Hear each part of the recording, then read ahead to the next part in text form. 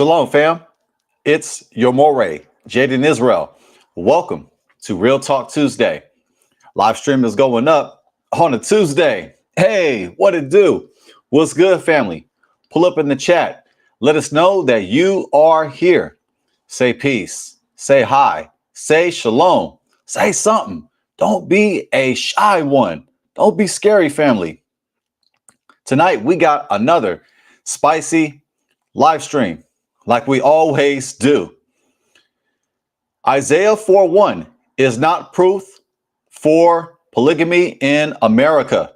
I repeat, Isaiah 4:1 is not proof for polygamy in America. I'm going to open up the panel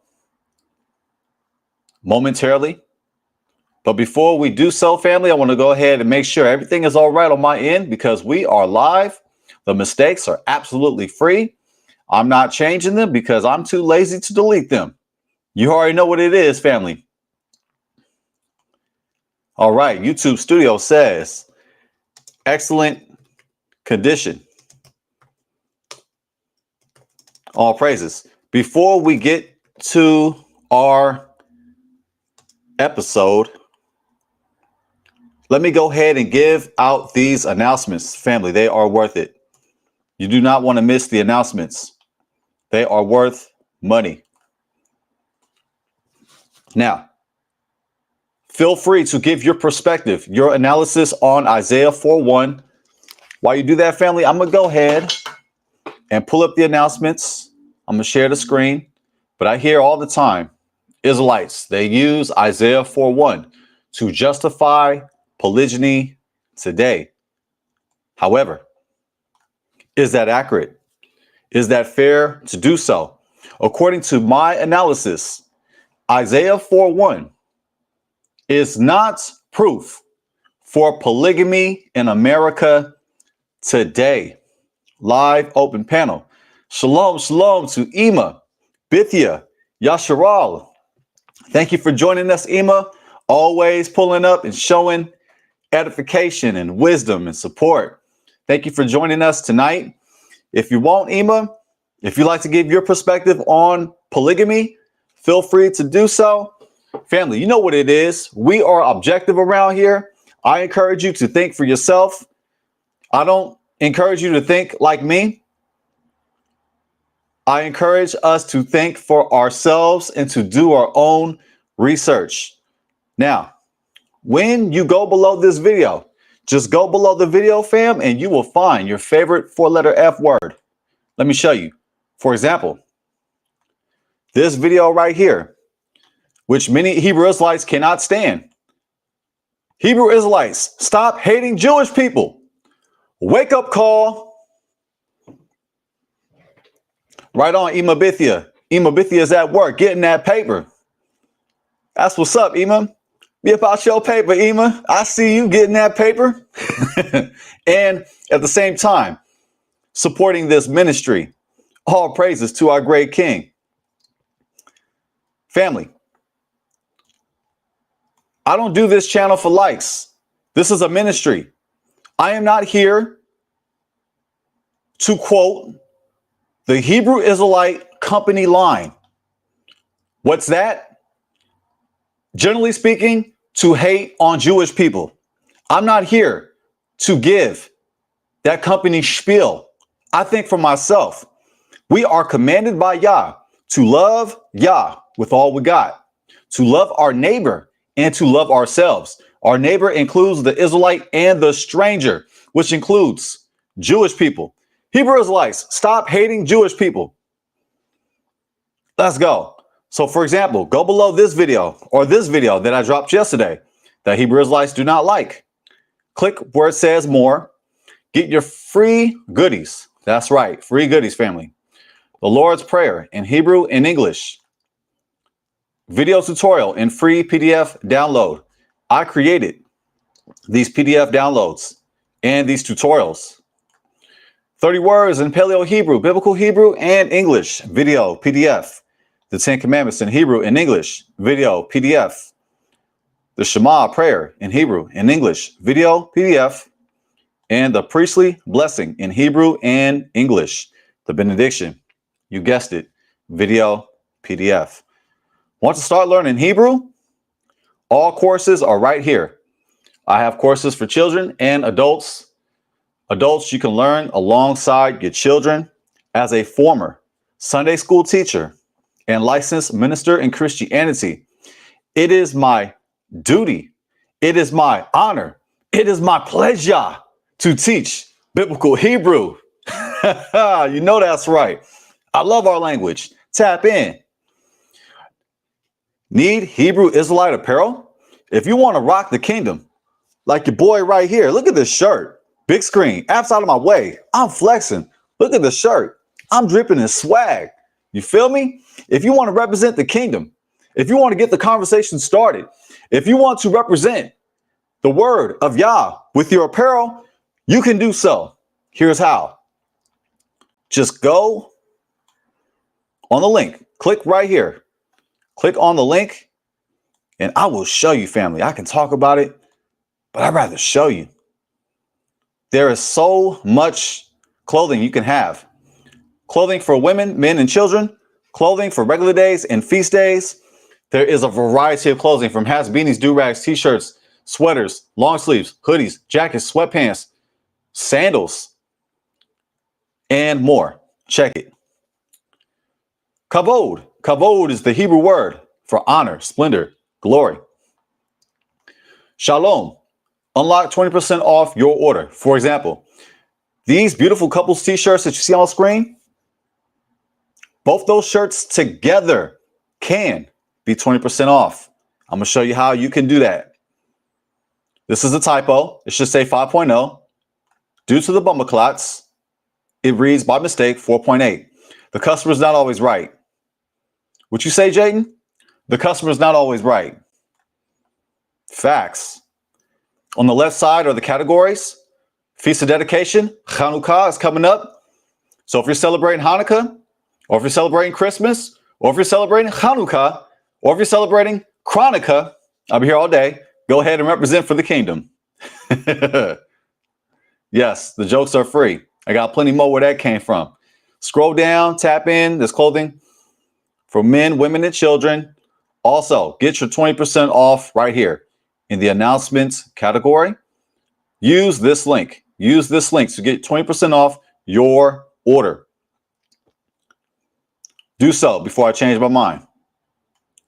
Now, back to the announcements. We're almost done with him, but it's important that I show them because they're worth money, family. If you want behind the scenes content, if you want to laugh at my mistakes, if you want to see your moray make mistakes, it's going to be at your expense now because it's at my expense. If you would like advanced biblical teachings, if you would like advanced biblical tools, if you want that behind the scenes content, go ahead and subscribe to the Patreon. You support the ministry when you do so. You can cancel anytime, no obligation, family. Cash App, PayPal, Buy Me a Coffee are ways you can support the ministry. Also, the YouTube Super Chat. And let me go ahead and show you our schedule. We do have a schedule, family. Let me go off screen and do so right here. At the top of the page, below this super cool, awesome banner designed by yours truly, representing the kingdom and Frisco. Those two cannot be more opposite. San Francisco and the kingdom, complete opposites. Schedule. The Shabbat word. The Shabbat word is our Sabbath service. I repeat, the Shabbat word is Shabbat service, which includes prayer, praise music, and preaching. Friday nights at 7 o'clock p.m. Pacific time. That's right. Let's worship our Elohim together on the Shabbat word. Motivation Mondays at 10 o'clock a.m. Pacific time.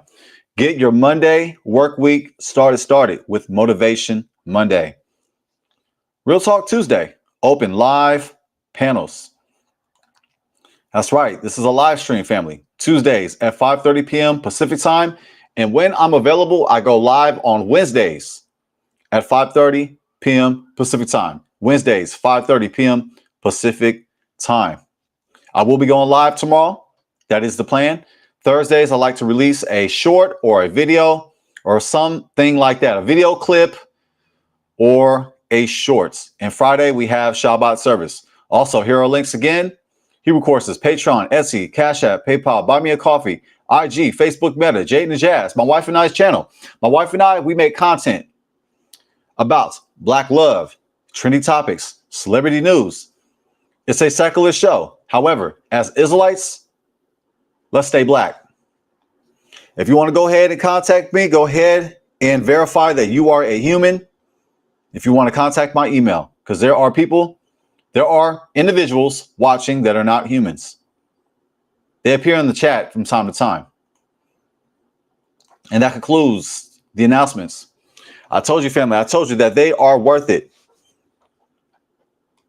Isaiah 4:1 is not proof for polygamy in America today. Live open panel. Now, I am curious to hear your perspective on Isaiah 4:1. Do you agree with me? Do you disagree with me? Are you curious? Are you unsure? This is an objective channel. I welcome different perspectives. However, according to my analysis, let's not, never, ever use Isaiah 4:1 to justify polygamy. Shalom, shalom to Elder Byron Willer. Zakain means elder in Hebrew. Our elder Byron will be preaching this Friday night at 7 o'clock p.m. Pacific time. He will be the guest speaker on the Shabbat word. Let me go ahead and highlight on screen once again. Elder Byron Willer, who is in the chat, he will be speaking. He will be the speaker of the hour. He will be the preacher for the Shabbat word this Friday at 7 o'clock p.m. Pacific time. I will release a YouTube community post promoting this week's Shabbat service. Elder Byron Willer is the speaker of the Shabbat word for this Friday. All praises to our great King. Now, family, I'm going to go ahead and give me another round of coffee. So hold on tight. We're going to get into Isaiah 4:1. But before I do so, I'm going to go ahead and run this announcement. You got to check this out, family.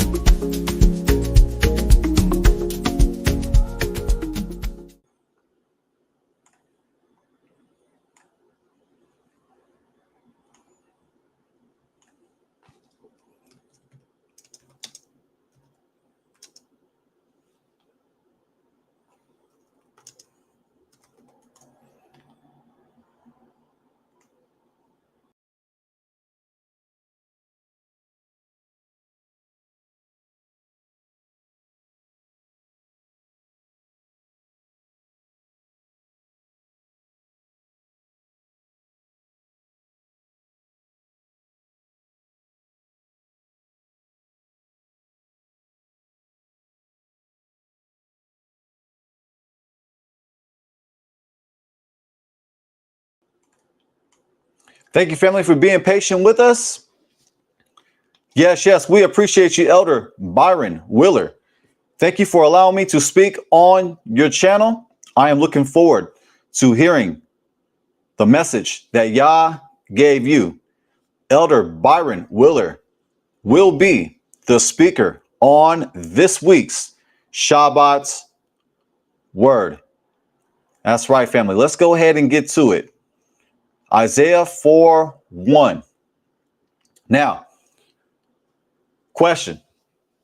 How many times have you heard someone use Isaiah 4:1 to justify polygamy.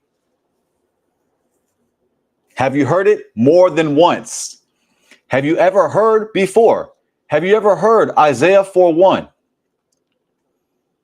quoted to prove polygamy today? Now, polygamy is when a person has multiple spouses. Polygamy is when a person has multiple spouses. Polygyny, to be technical, because I'm a technical dork, as you guys can tell, I'm a dorkosaurus. We're specifically speaking about polygyny. Polygyny is when one husband has multiple wives. Polygyny is when a husband has multiple wives. He has more than one wife. I agree, positive vibes too many times. I've actually lost count. I hear Isaiah 4:1 misquoted to prove that polygyny is justified today. However, we're going to look into it. We're going to explore Isaiah 4:1. We're going to take our time with it. We're not going to read the word the way how y'all drive down the street. We're not going to disobey the traffic laws. We ain't going to speed. We're going to stop, and then we're going to keep it moving at a stop sign. Some of y'all read the Bible the way y'all drive. Crazy. And a lot of y'all, Hebrew Israelites, sound crazy. And one of the ways y'all sound crazy is by using Isaiah 4:1 to justify polygyny. Polygamy, once again, is when one spouse has multiple spouses. Polygyny is when one husband has multiple wives.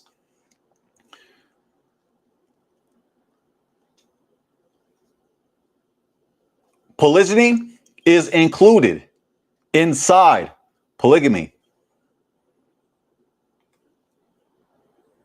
Polygyny is a part of polygyny. Polygyny is a part of polygamy. Bigamy. Have you heard of bigamy? Bigamy is when, reflexes. Y'all see that? My spidey senses was tingling. There was this broom right here almost fell on me. Quick reflexes. All right, family. Bigamy is when one husband has a wife that they have a marriage certificate. One husband and one wife, they have a marriage certificate. However, he still has multiple wives, but one wife has the marriage certificate. So it's when one husband has multiple wives, but only one of the wives have a marriage certificate. In other words, it's when a husband who has multiple wives, he's trying to be slick. He's trying to say to the state, to the government, that he has one wife. However, he has other wives. He has other women that live with him. That's bigamy. Check it. Polygamy, polygyny, bigamy is illegal in all 50 states of America. I repeat, polygamy, which includes polygyny, bigamy, and polyandry. Polyandry is when one wife has multiple husbands. I repeat, polygamy, which includes polygyny, bigamy, polyandry, is illegal in all 50 states. We making it plain like Wonder Bread. Homemade cheeseburger. Beef patty this fat. Slapped on top with some government cheese. Talk to me. And we're going to wash it down with some sweet ass Kool-Aid. Man, I miss those times. The good old times. We're making it that plain, family. That's right. There is a difference. Positive vibes. And thank you for joining us tonight. Positive vibes. Out in South Carolina. Polygamy is the broad term. It's the umbrella term. Within polygamy, there is polygyny. But polygamy is the broader term. But polygyny, Hebrew Israelites use Isaiah 4:1 to justify polygyny. I entitled tonight's live stream Polygamy for the attempt to reach a broader audience. That was my attempt. Polygyny is a specific term, and a lot of people do not know the difference between polygamy and polygyny. We've already explained the difference. We'll go ahead and go through it again, family, because I strive to teach at a third grade level. If I didn't do that, I failed you as a moray. If I didn't teach at a third grade level, if I didn't teach at a third grade level, I'm not a moray. I'm a moron. So my objective is to teach so that we can understand. Polygamy is the broad term for when one spouse has multiple spouses. However, polygyny is when one husband has multiple wives.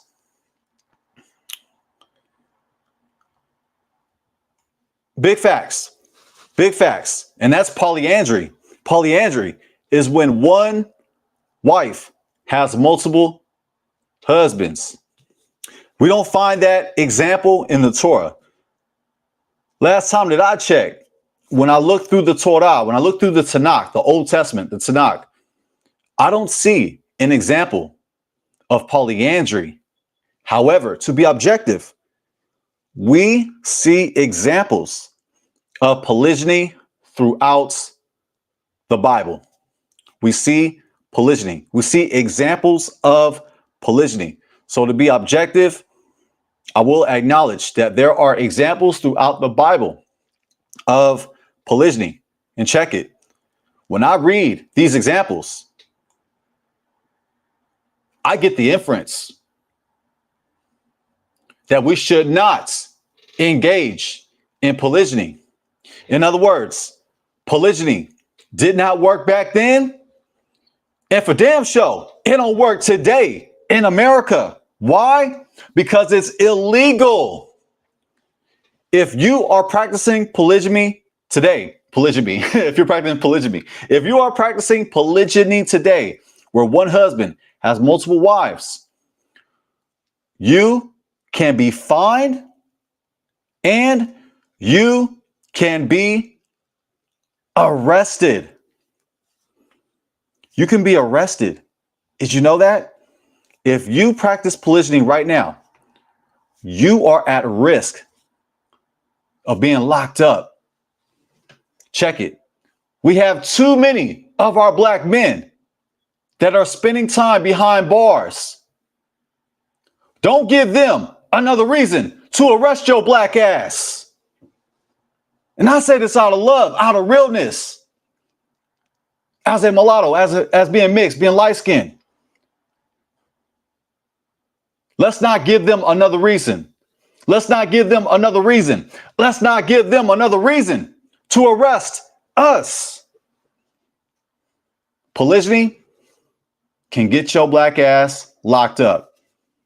If I was you, I would follow the laws of the land. We find in Romans 13:1. You know I don't quote Paul much, but he drops gems. He does drop gems. Now he says some things I don't agree with. However, he says in Romans 13, follow the laws of the land. I'm paraphrasing. It says that throughout the New Testament to follow the laws of the land. Polygyny is illegal in the United States. If you want proof, I got you. I got receipts. I'm not making this up, family. I ain't got a lie to kick it. Let's go. Let me show you these receipts. Go to right here.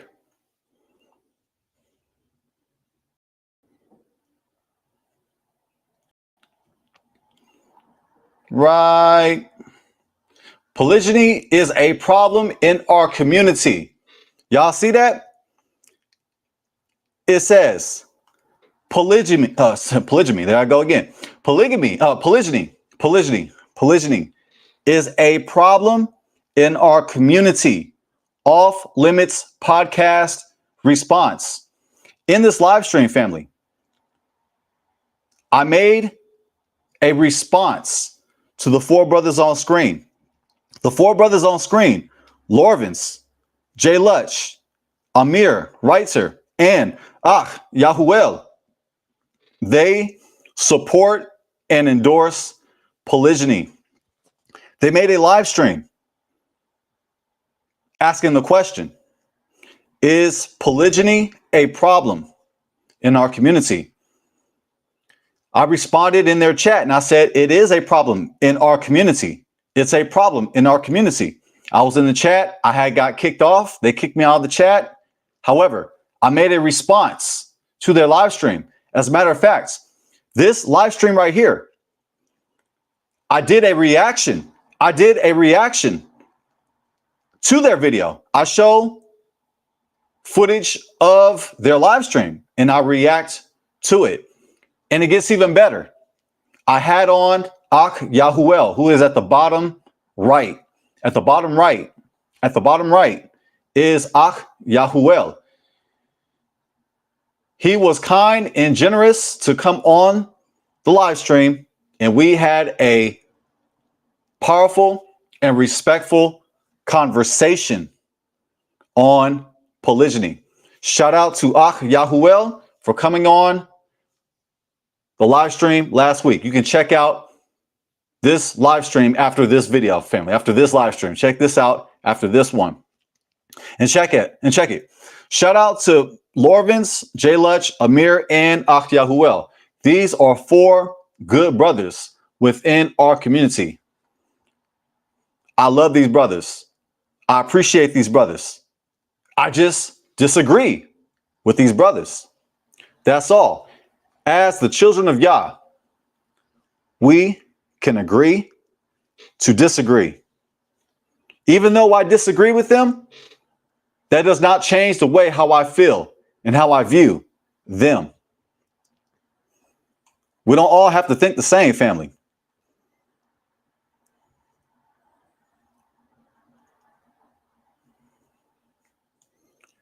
However, if you ask me, polygyny is a problem within our community. And in this video, I show receipts. I show actual facts from the government that proves that polygamy, which includes polygyny, bigamy, polyandry, all of it is illegal in the United States of America.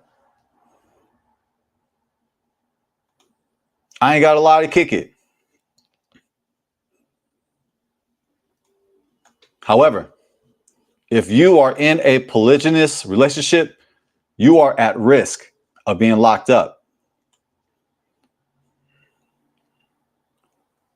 Now,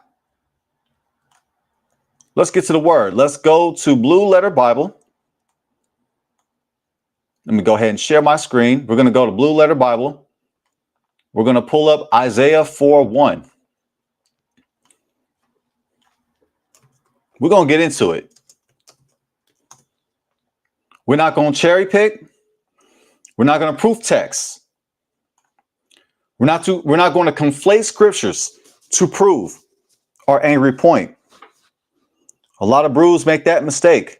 A lot of brews have no idea what context means. Isaiah 4:1 is not proof for polygamy in America. Live open panel.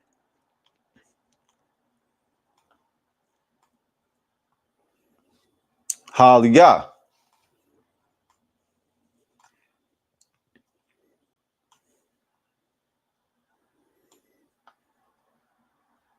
a remnant prepared. Isaiah 4:1 reads, and in that day, 7 women shall take hold of one man, saying, we will eat our own bread and wear our own apparel. Only let us be called by thy name to take away our reproach. Now we're going to deep dive into this verse. We ain't going to just read it and conflate it with our own preconceived notion. We're not going to take the scripture out of context. Bear with me, family. I'm going to go ahead and run this commercial one more time. I said I was going to get this round of coffee, but I actually didn't. So I'm going to after I get me one more round of coffee, we're going to proceed. But stay tuned. Do not go nowhere. We're going to run this commercial right.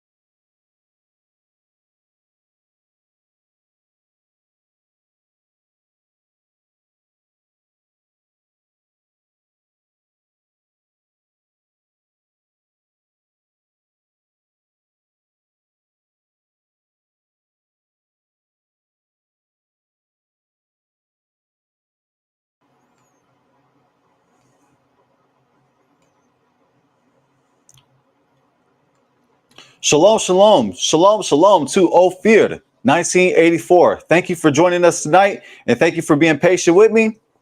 I had to get me another round of coffee, family. Y'all like, who drinks coffee this late? Who drinks coffee at 6:04? I do. Y'all know I'm weird. Y'all used to that by now. I got my white powder right here, my stevia extract. I usually use the liquid, but I'm out of the liquid, so put some of this right here. All right, family, we're going to get into Isaiah 4:1. Isaiah 4:1 is not proof for polygamy in America. Live open panel. Do you disagree with me? If you disagree, if you believe that Isaiah 4:1 justifies polygamy today, to be specific, let me go ahead and rephrase that, because we've already covered what polygamy is. Polygamy is when one spouse has multiple spouses.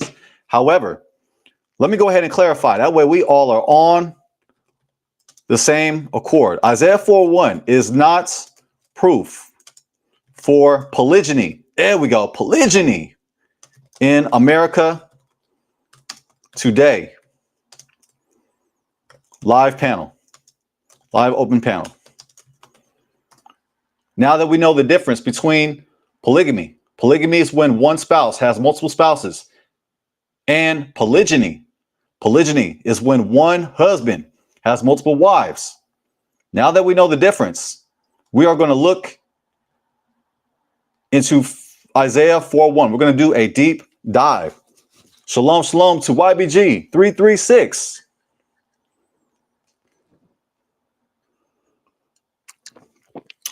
Wow, okay. YBG is quoting the Apocrypha. Hallelujah. We can go there. We can go to Baruch. We can go to Baruch YBG, but for right now, I actually want to look into Isaiah 4:1. I actually want to stay right in the context, but that's a good point. I'm with you, YBG, and we can go there. But let me go ahead and bring up the verse again. Now check it. Isaiah 4:1 is not a part of Isaiah 4 verses 2 through 6. It's a different context. The King James does not separate Isaiah 4:1 from Isaiah 4:2 through Isaiah 4:6. It doesn't make the separation. There's no separation.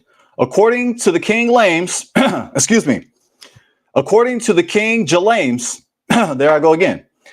According to the King James, there is no separation in context from Isaiah 4:1, and it's not separated. Isaiah 4:1 is not separated from Isaiah 4 through Isaiah 4:1 is not separated from Isaiah 4:2 through 6. You see that, family? There's no separation. The context, according to the King James Version, says a remnant prepared. Do y'all see that? There is no separation from Isaiah 4:1 from Isaiah 4:2 through 6. I repeat, there is no separation. King James lovers, y'all not going to like what I'm about to say now. And guess what? I don't care. Why? Because I love you. I got to keep it real. I got to be honest with y'all. The King James is a powerful translation. However, it has mistakes. And to be honest with you, it's outdated. It's outdated.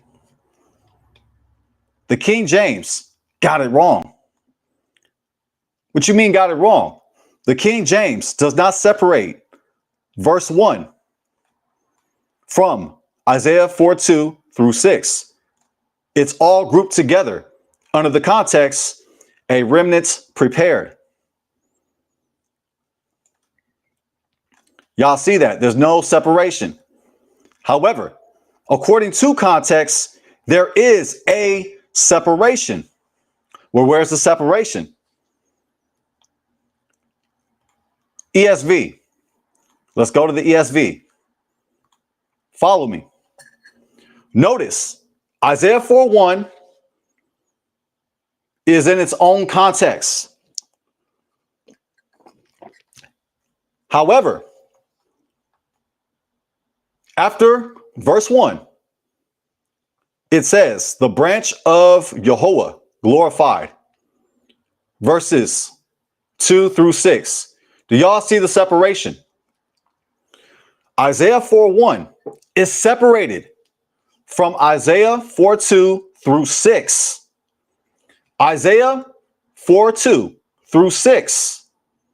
The context, the branch of yahuah glorified. Do y'all see that? Context is key. We got another witness. We need at least 2 credible witnesses, right? Not lousy witnesses, but actual credible witnesses. NLT, which is thought for thought. Not to be confused with thought for thought. Leave them thoughts alone. Isaiah 4:1 is separated from Isaiah 4:2 through 6. If I sound like a parrot, that's my goal. A promise of restoration is the context of Isaiah 4:2 through 6.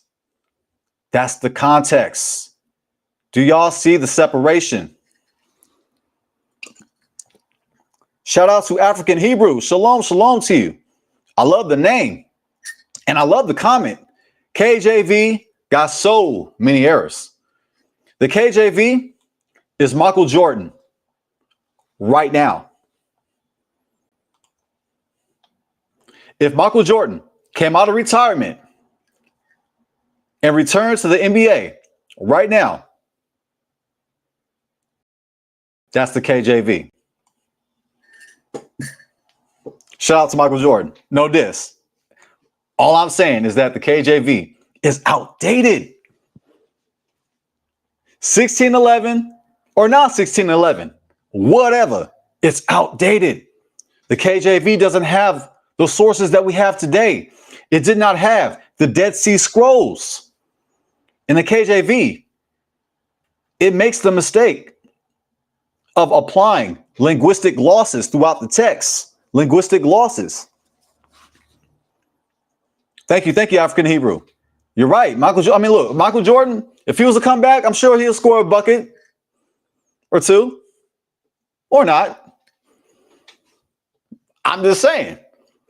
The King James Version is the Houston Rockets in the late 90s when they had Charles Barkley, Scottie Pippen, and Hakeem Olajuwon. Do y'all remember that? Do y'all remember when the Houston Rockets had Charles Barkley, Scottie Pippen, and Hakeem Olajuwon? That 90s quote-unquote super team is the KJV right now.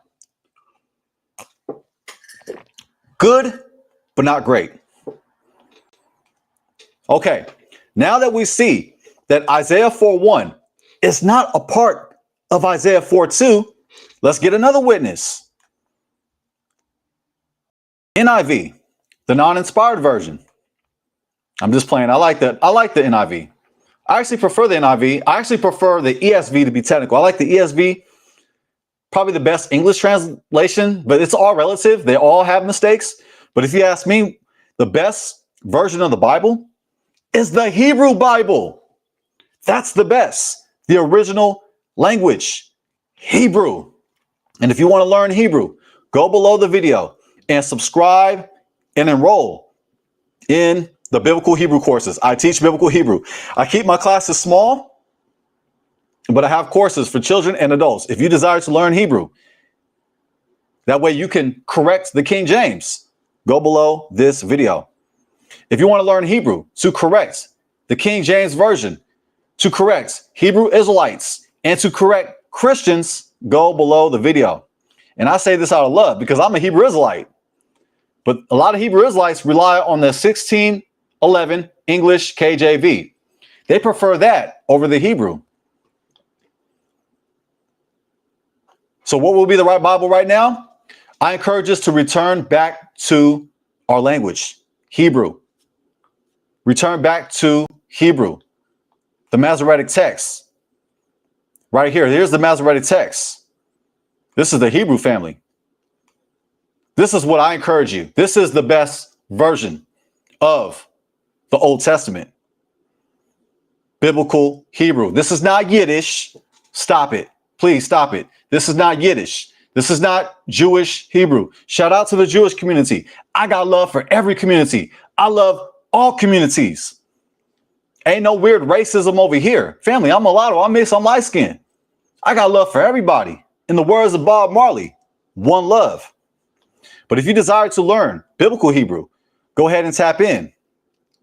Wahechaziku haliyah, wahechaziku sheva nashim, ve'ish echad bayom hahu lemor, lachmenu nokel, weisim latenu, lilbash rok, yikare shimcha aleinu, asof her patenu. Praise Yah. If you desire to learn biblical Hebrew, scroll below and enroll in the courses. Now, let's go back. Let's check out the NIV. Do you guys see the separation? Isaiah 4:1 is separated from Isaiah 4:2 through 6. The NIV entitles the section of Isaiah 4:2 through 6, the branch of yahuah.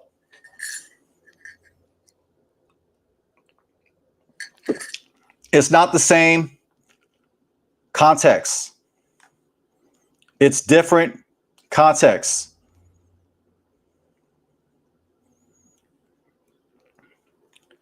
Now, we're going to go ahead and read this whole section. That way we understand. Let's go back to the KJV because I know a lot of y'all love the KJV. Y'all just can't let go, even though you can, but you refuse not to. A remnant prepared, hallelujah.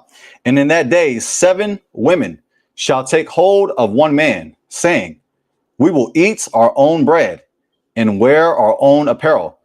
Only let us be called by thy name to take away our reproach.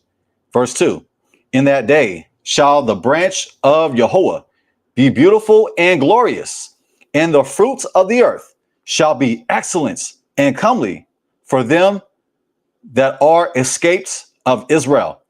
And it shall come to pass that he that is left in Sion, and he that remaineth in Jerusalem shall be called holy, even every one that is written among the living in Jerusalem.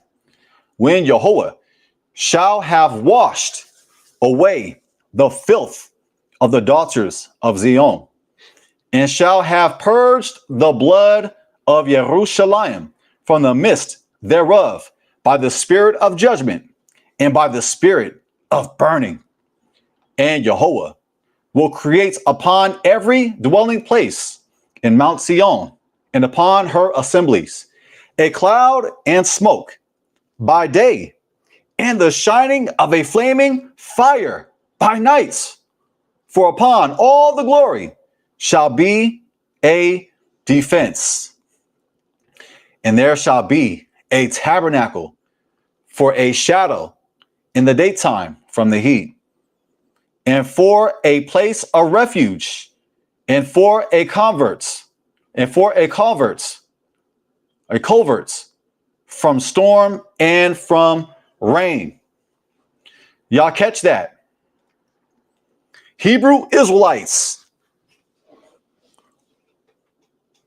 who love polygyny today in America, Hebrew Israelites that try to justify polygyny in America, what do? They lump Isaiah 4:1 with Isaiah 4:2 through 6. They lump this verse. And in that day, 7 women shall take hold of one man, saying, we will eat our own bread and wear our own apparel. Only let us be called by thy name to take away our reproach. In that day shall the branch of Yahuwah be beautiful and glorious, and the fruit of the earth shall be excellent and comely for them that are escaped of Israel. What they're trying to say is that when the branch of Yahuwah is beautiful and glorious, and when the remnant of Jerusalem survive in Jerusalem, and when the cloud and smoke by day and the shining of a flaming fire by night appears, this will be a glorious time. And this is proof that in this glorious time, we will have polygyny. If you ask me, this sounds kind of Muslim. Not the scripture, these Hebrew Israelites. These Hebrew Israelites sound Muslim. Why? Because they're trying to conflate, they're trying to combine the idea that when the glory of Yahuwah, the cloud by day and the fire by night, returns, when the remnant survives in Jerusalem, when the branch of Yahuwah is beautiful and glorious, so will be polygyny. They're using the return of the presence of the kavod of Yah, the Shekinah glory, quote unquote. They compare that to justify that polygyny will be in the future. They're trying to say that polygyny will happen when Yah brings judgment, when Yah, his glory, dwells upon us, when he saves us, and when the branch of yahuah appears on earth. They're using the Messiah. They're using yahuah to attempt to justify polygyny today. If you ask me, that sounds like a Muslim doctrine.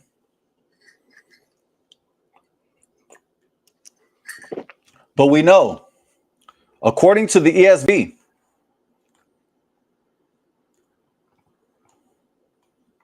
Isaiah 4:1 is separated from Isaiah 4:2, the branch of yahuah glorified. When we look at the NLT, Isaiah 4:1 is separated from Isaiah 4:2, a promise of restoration. And when we look at the NIV, Isaiah 4:1 is separated from Isaiah 4:2, the branch of yahuah. Y'all see that? Check it. It gets even more technical. If you do not believe in the separation that we see on screen from the ESV, the NLT, and the NIV, I got a better one. What you mean a better one? Follow me.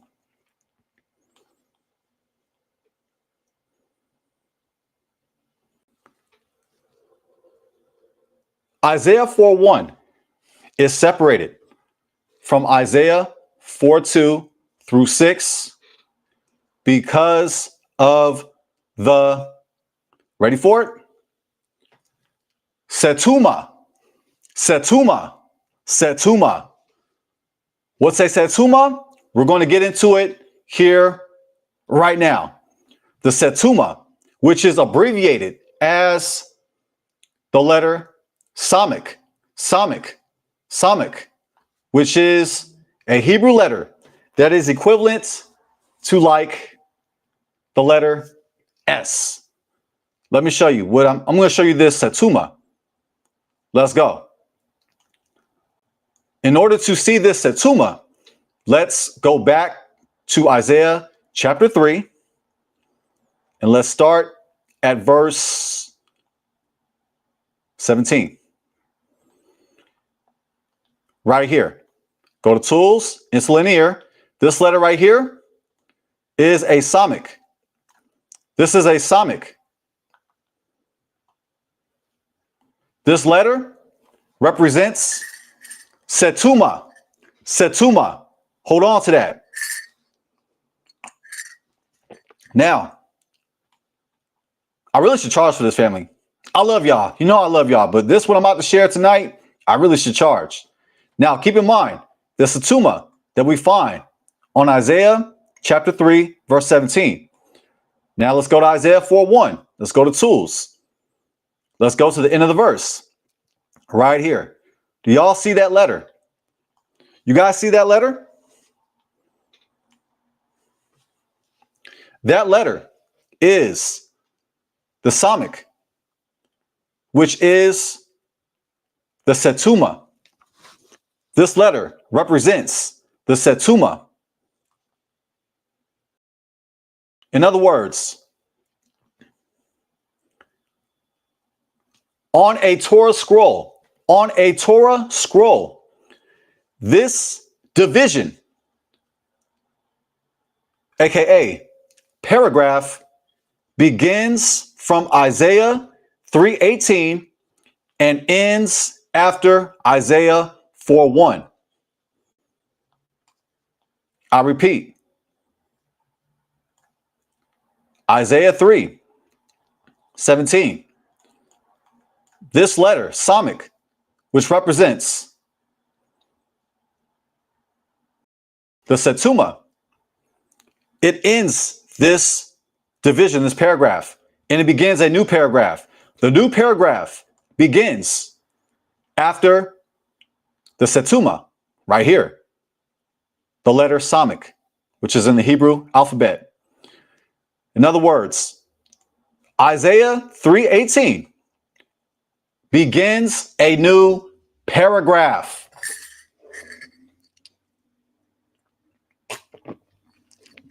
I repeat, Isaiah 3:18 begins a new paragraph. It begins a new division. On a Torah scroll, there is a space, there is a gap from verses. Isaiah 3:17, after this Samik, after the letter Samik, that's in the Hebrew highlighter, in the blue Hebrew highlighter, after this mark, after this letter, the Samik, which represents the Setuma, after this mark, there's a gap, there's a space. 3:18, Isaiah 3:18 begins a new Hebrew paragraph. In other words, Isaiah 3:18, the beginning of Isaiah 3:18, and the very end of Isaiah 4:1, remember the Samik, Isaiah 3:18 through the end of Isaiah 4:1 are a part of the same paragraph. I repeat, Isaiah 3:18 through Isaiah 4:1 is a part of the same paragraph, the same division.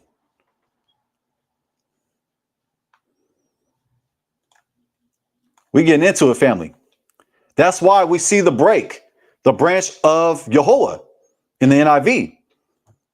Why? Because Isaiah 4:1 ends with a Samik. And remember, this Samik, this Setuma, represents a space, a gap, a new thought. All praises to our great King.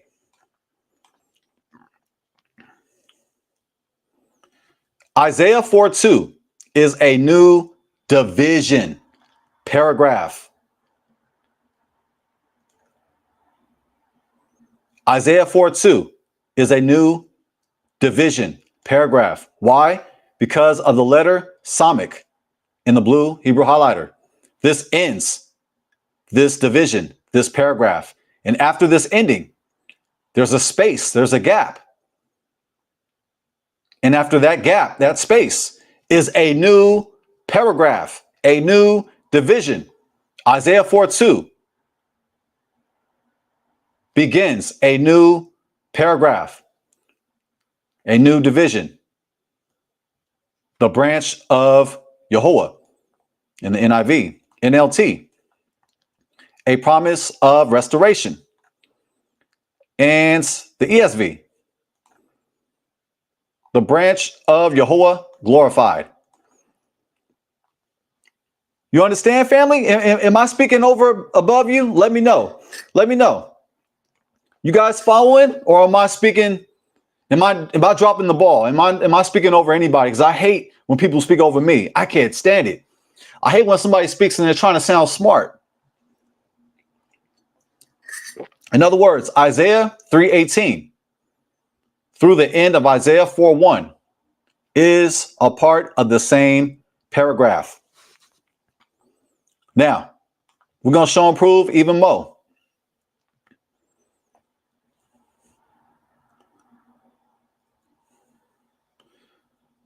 We are going to go to Sephora, which is a great website.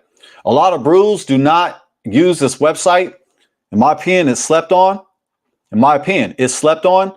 We need to tap into Sephora.org. Thank you, YBG. Thank you. All praises to Yah. I'm just making sure. If I sound like I'm a third grade teacher, salute. That's my goal. That's my mission. In the words from Pops from Friday, it's my pleasure. That's my goal, family. I strive to preach at a third grade level. I'm not even preaching. I'm actually just sharing information. I'm sharing information, family. We're kicking it. Now, let's check out Sepharia.org. Let me go ahead and share my screen. I encourage you, family, to check out Sepharia. Sepharia is where you can find the Talmud.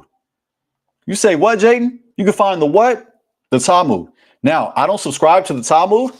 However, I will admit there's some gems in the Talmud.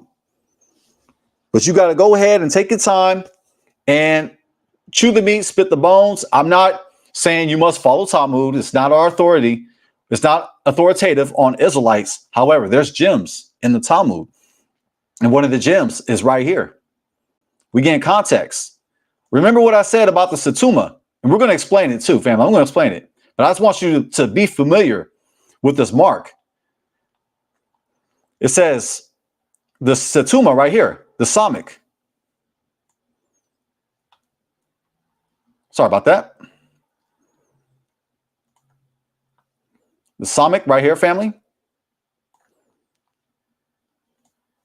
Y'all see that in the blue Hebrew highlighter? This mark ends the Hebrew thought before it, because remember, Hebrew reads from right to left. And after this mark, after this letter, Samic, after the letter Samic, which represents Setuma, after this mark begins a new Hebrew paragraph. Isaiah 3:18. Isaiah 3:18 begins a new Hebrew paragraph. Isaiah 3:18 begins a new Hebrew division, which is like a paragraph on a Torah scroll. Isaiah 3:18 says, in that day, my sovereign will strip off the finery of the anklets, the fillets, and the crescents. Now let's scroll all the way down and let's find the next Samic, aka Setuma. Let's find the next Setuma. Let's look for this mark, family. No, it's not the end. Remember, it's at the end of the verse. Remember, Hebrew reads from right to left. Remember, Hebrew reads from right to left. It's not backwards. We're backwards. Why? Because we read from left to right. We were taught English. Shout out to English. However, English ain't got nothing on Hebrew. Let's go. Let's look for this Samic. Let's look for the letter Samic, which represents Setuma. It's at the end of the verse. Remember, it's on the left side. Not here. Verse 19, 18, not here. 19, nope. 20, nope. 21, no. 22, no. The word no in Hebrew is lo. So we're going to say lo. And then when we see the Samic, when we see the Setuma, we're going to say Cain. 22, low. 23, low. 24, low. How low can you go? 25, low. 26, low. Isaiah chapter 4.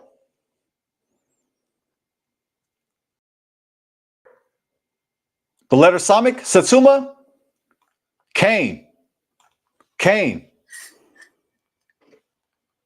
This paragraph, this division on a Torah scroll ends after Isaiah 4:1. In that day, 7 women shall take hold of one man, saying, we will eat our own food and wear our own clothes. Only let us be called by your name. Take away our disgrace.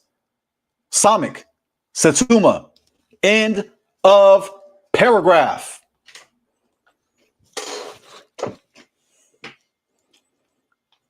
Hallelujah. All praises to our great King.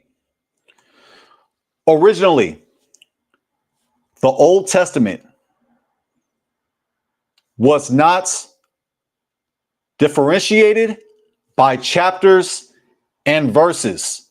I repeat, for those in the nosebleeds who are too cheap to buy some real seats, I'm just playing with you, I'm just joking. I know a thing or two about sitting about some nose. I know a thing or two about some nosebleeds now. Check it.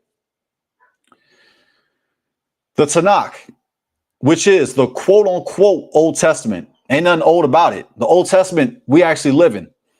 The quote unquote Old Testament, which is the Torah, which is the first 5 books. The Chumash, the Torah, the first 5 books. Tanakh. Tanakh is an acronym. It's 3 words put together in one. The first part, Tanakh. The first part of Tanakh is Torah, which refers to the first 5 books.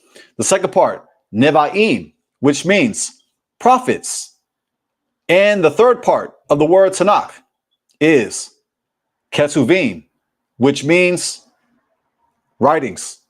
Put it together, you got 3 sections put together that makes the quote unquote Old Testament. Torah, the law, the first 5 books. Nevi'im, the prophets. And Ketuvim, the writings. Tanakh. Originally, the Tanakh, aka the Old Testament, did not have chapters and verses. Did you know that, fam? Did you know that? Originally, the Old Testament did not have chapters and verses.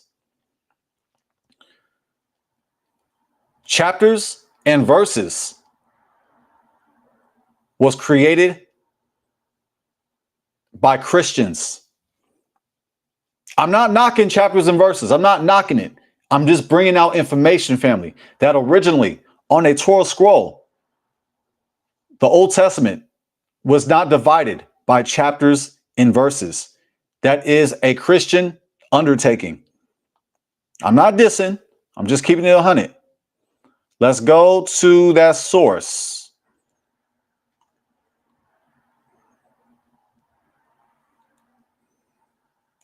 Right here.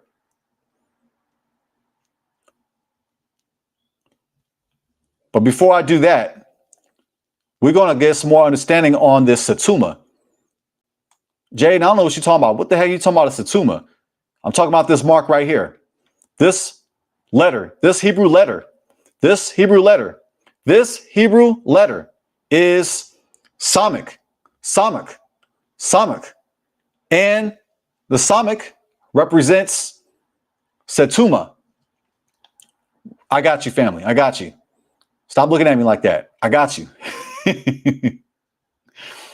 I got you, fam. Let's go.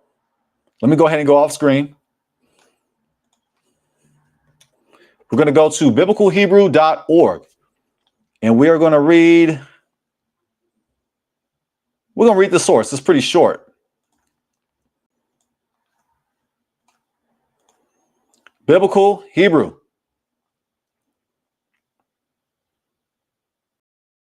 That's right, YBG. We didn't have it. You said I knew that. I did. I don't understand why some brothers get on to you if you don't know the exact verse or verse when we didn't have that originally. That's right. We didn't. So you're probably wondering, family, you're probably wondering, how was the Bible? Slika, let me fix that. You're probably wondering this. How was the Old Testament organized? How was it divided? Let me show you. Biblical Hebrew.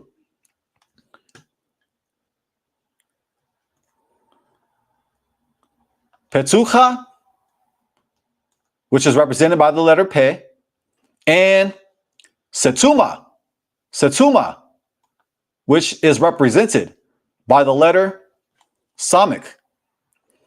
The hidden structure of the Torah.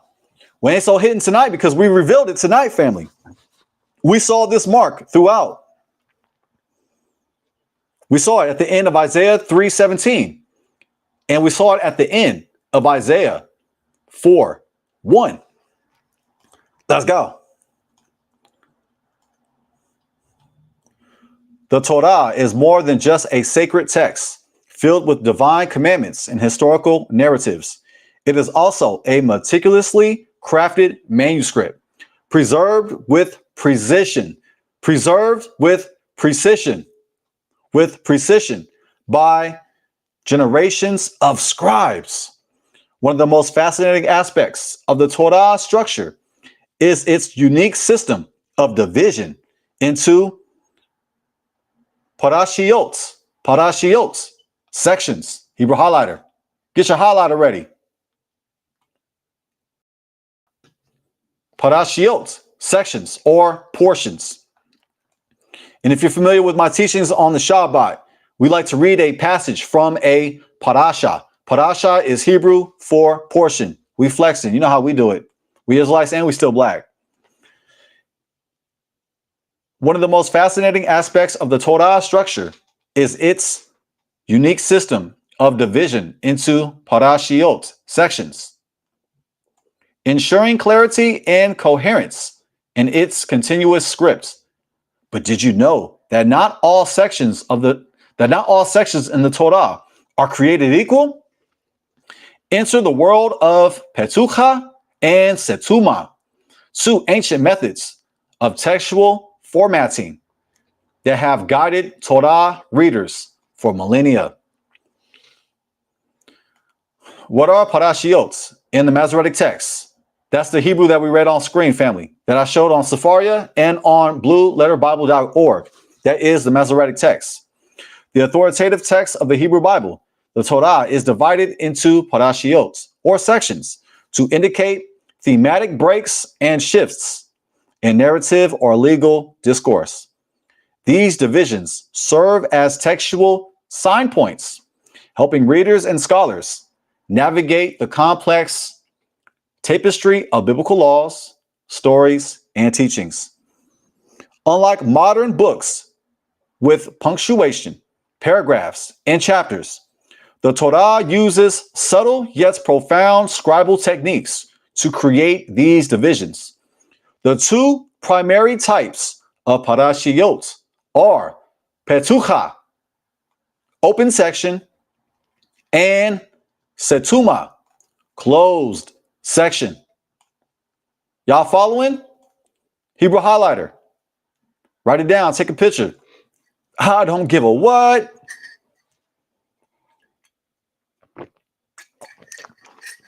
This is how we get context. We're not just limited to the English construct of chapters and verses. We're taking it way back. Family, we're taking it way back. We're taking it to the old school. The two primary types of parashiot are Petucha, open section, and Setuma, closed section. Petucha, the open section. The term Petucha means open. Open. Petucha means open. Refers to a section that leaves an open space at the end of a line. You know what time it is? Taking the time. No need to rush.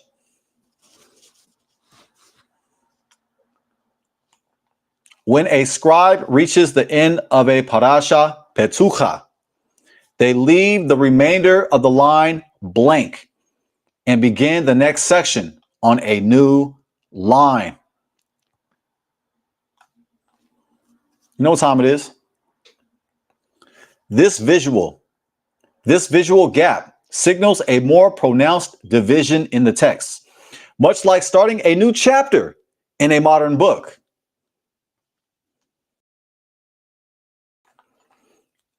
It indicates a significant shift in subject matter, making it clear to the reader that a new theme or narrative is about to unfold.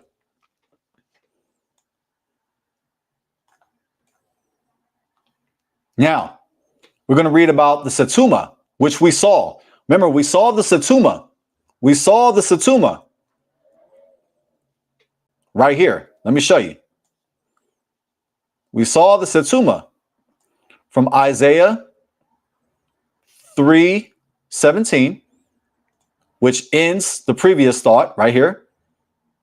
The letter Samik, the Hebrew letter Samik, represents the setuma, the closed portion. So this paragraph in context begins with Isaiah 3:18 and it ends at the very end of Isaiah 4:1. Why? Because we see the Hebrew letter Samik, which represents setuma, the closed portion. Setuma, the closed portion. In contrast, the setuma means closed, offers a more subtle division. In this case, the text ends, and after a small gap within the same line, typically about 9 blank spaces, the next section continues on the very same line. You know what time it is?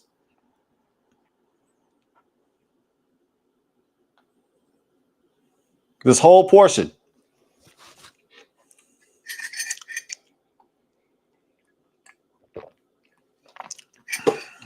Hallelujah. Setuma, the closed section. In contrast, the setuma, meaning closed, offers a more subtle division. In this case, the text ends, and after a small gap within the same line, typically about 9 blank spaces, the next section continues on the very same line. This creates a closed visual effect where the new section is tightly connected to the previous one, signaling a less dramatic shift in the text. We keeping it 100 around here. It's akin to a paragraph break in modern writing, where the subject matter may continue with a slight change in focus or detail.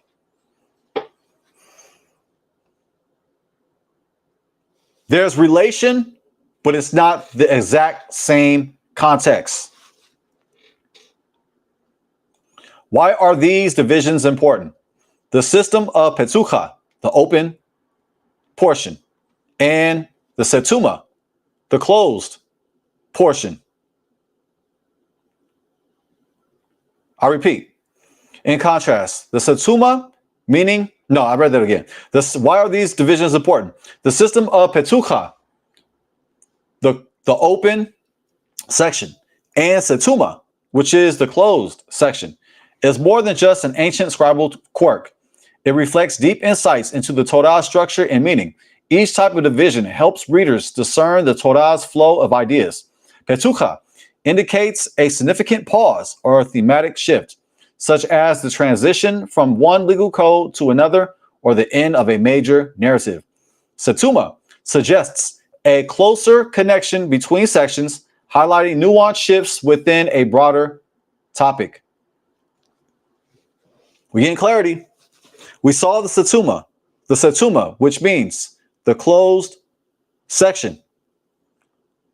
So Isaiah 4:1 is related to Isaiah 4:2 through 6, but it's not exactly the same context. It's not 100% explicitly the same context. There is a shift in thought.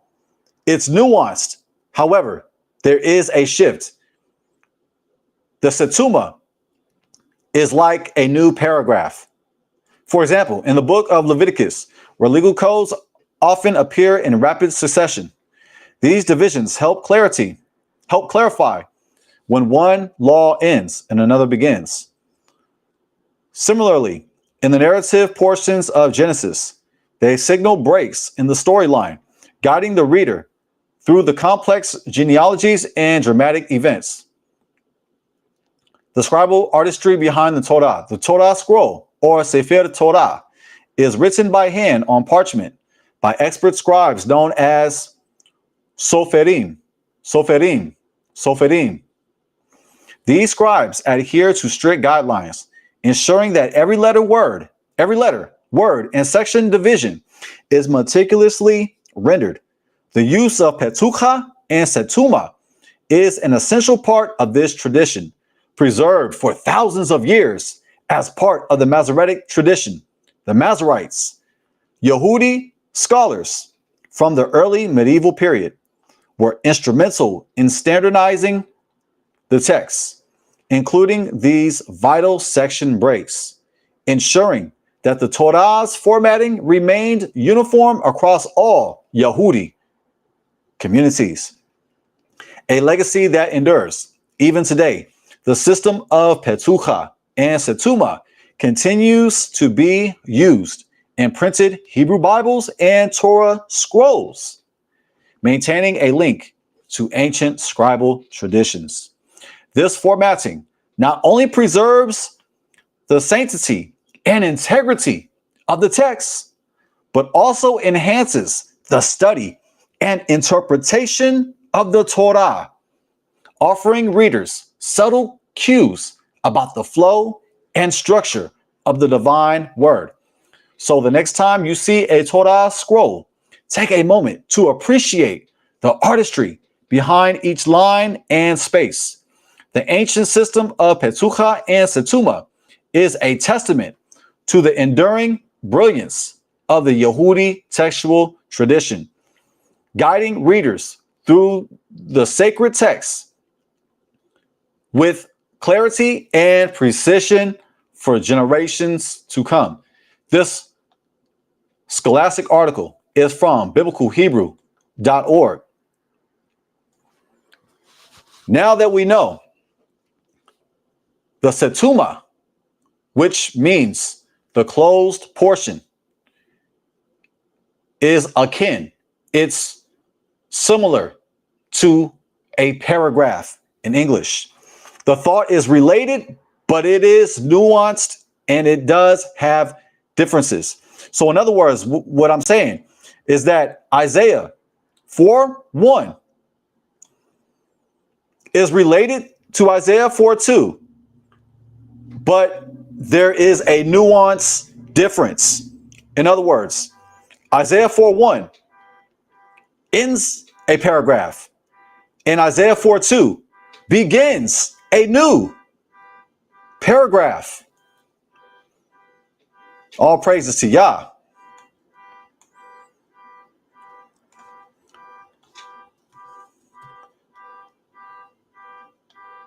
I apologize for that, family. If you hear that horn in the back, I live in Stockton.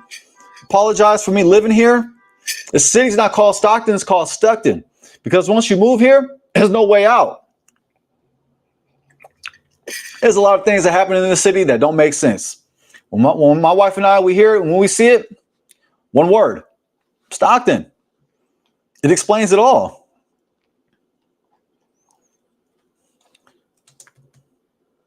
I'm going to go ahead and show you what a petucha and a setuma looks like on a Hebrew scroll.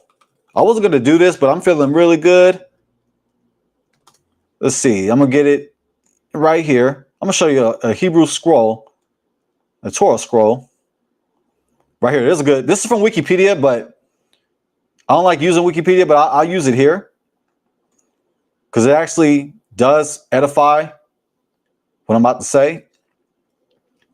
Let me go ahead and share my screen. Let me close out some of these windows.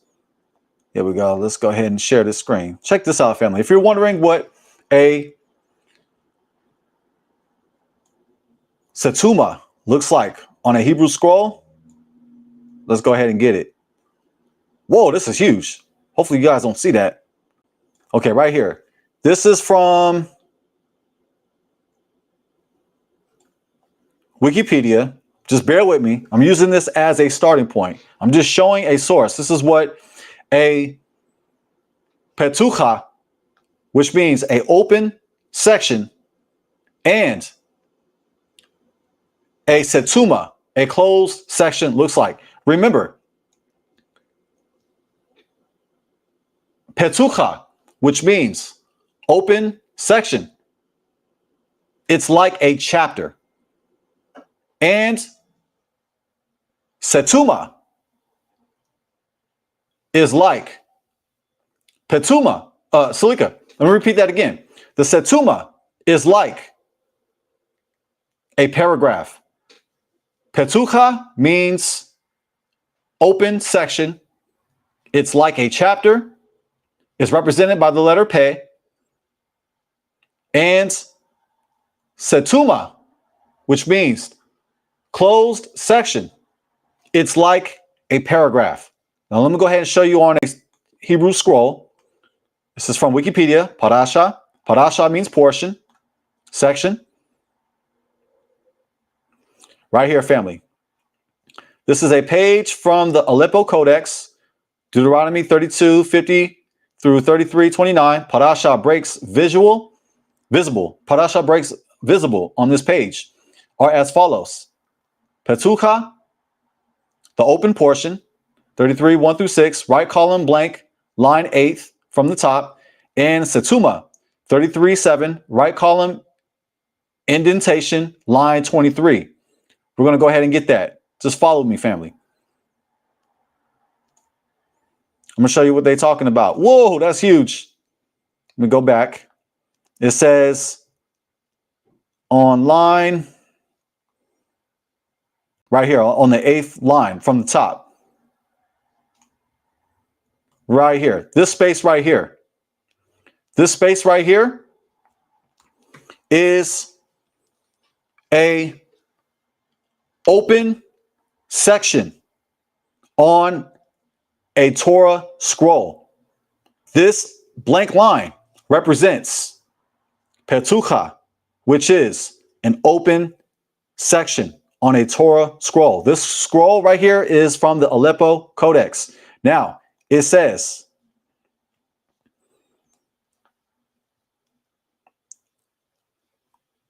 setuma, 33:7, right column, indentation, line 23. Right here, family.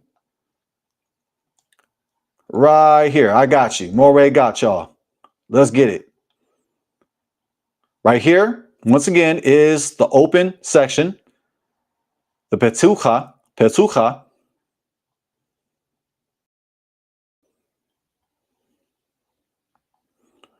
Right here. Line 23. This indentation represents setuma, closed portion. This portion right here is like a new paragraph.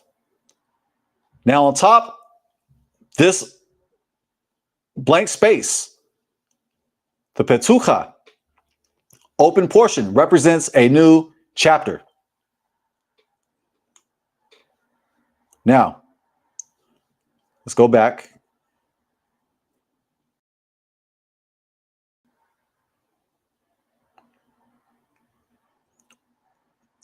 Remember, the Petucha is on the 8th line from the top. So we're going to count it again. So we go 1, 2, 3, 4, 5, 6, 7, 8. Petucha, open portion. It's like a new chapter. 9, 10, 11, 12, 13, 14, 15, 16, 17, 18, 19, 20, 21, 22, 23. Line 23. This indentation, this space that you see represents setuma, which is like a new paragraph.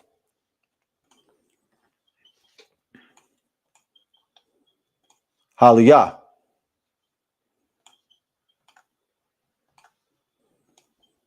All right, family, I told you, we're going in. We're going all the way to end tonight.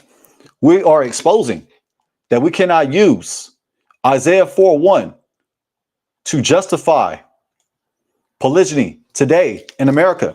I'm going to open the panel here momentarily. I got a little bit more where that came from. I just got a lot where that came from, but for tonight's live stream, Isaiah 4:1 is not proof for polygyny in America today. Live open panel.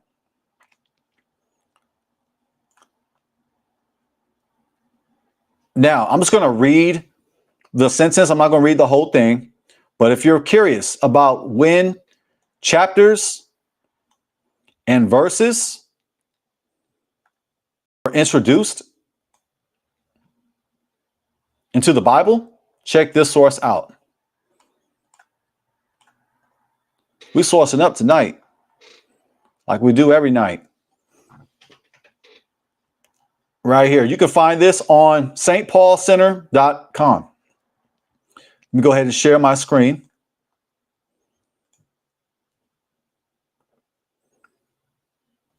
When was the Bible divided into chapters and verse? When was the Bible divided into chapter and verse? We're just going to scroll and get to it. Feel free to read this. For the sake of time, I'm just going to get to it. By Clements Harold, July 17, 2025. Blase, blase, right here. A 13th and 16th century innovation. Although it seems hard to believe, it wasn't until the year 1205 that the Bible received the chapter divisions which remain in use to this day. Hebrew highlighter. 2005 family. 2005 family. Remember, the Masoretic text was already written by that time. It was written before 2005. The oldest complete version of the Masoretic text is the Leningrad Codex, around the 10th century AD. The Leningrad Codex is the oldest complete Masoretic text. When I say Masoretic text, I'm referring to the Hebrew text, the Hebrew Bible. The Hebrew Bible, the oldest complete Hebrew Bible, predates 1205. It wasn't until the year 1205 that the Bible received the chapter divisions which remain in use to this day. These divisions were innovated by an Englishman named Stephen Langton, who at the time was a lecturer at the University of Paris. Later on, Langton would be appointed Archbishop of Canterbury and gained prominence for his role in orchestrating the composition of the Magna Carta in 1215. Chapters were a step forward, but it would be another 3 centuries before Christians could agree on the introduction of verses. This happened in 1551. Highlight this. This is important. Y'all see that? Y'all see that? Chapters were a step forward, but it would be another 3 centuries before Christians could agree on the introduction of verses.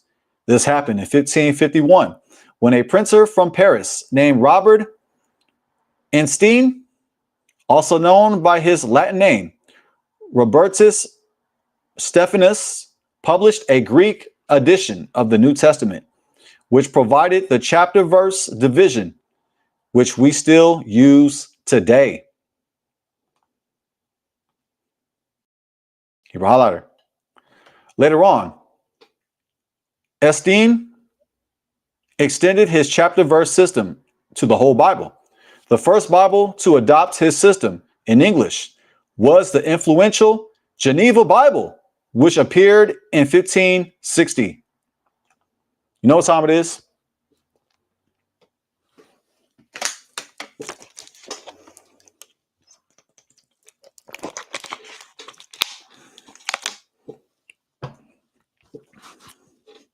Hallelujah.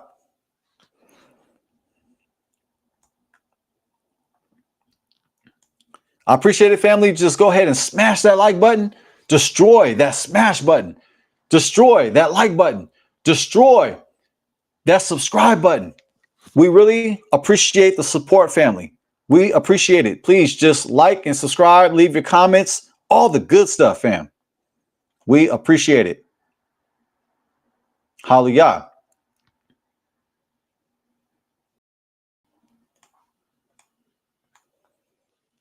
Now let's get back to the verse. Isaiah 4:1.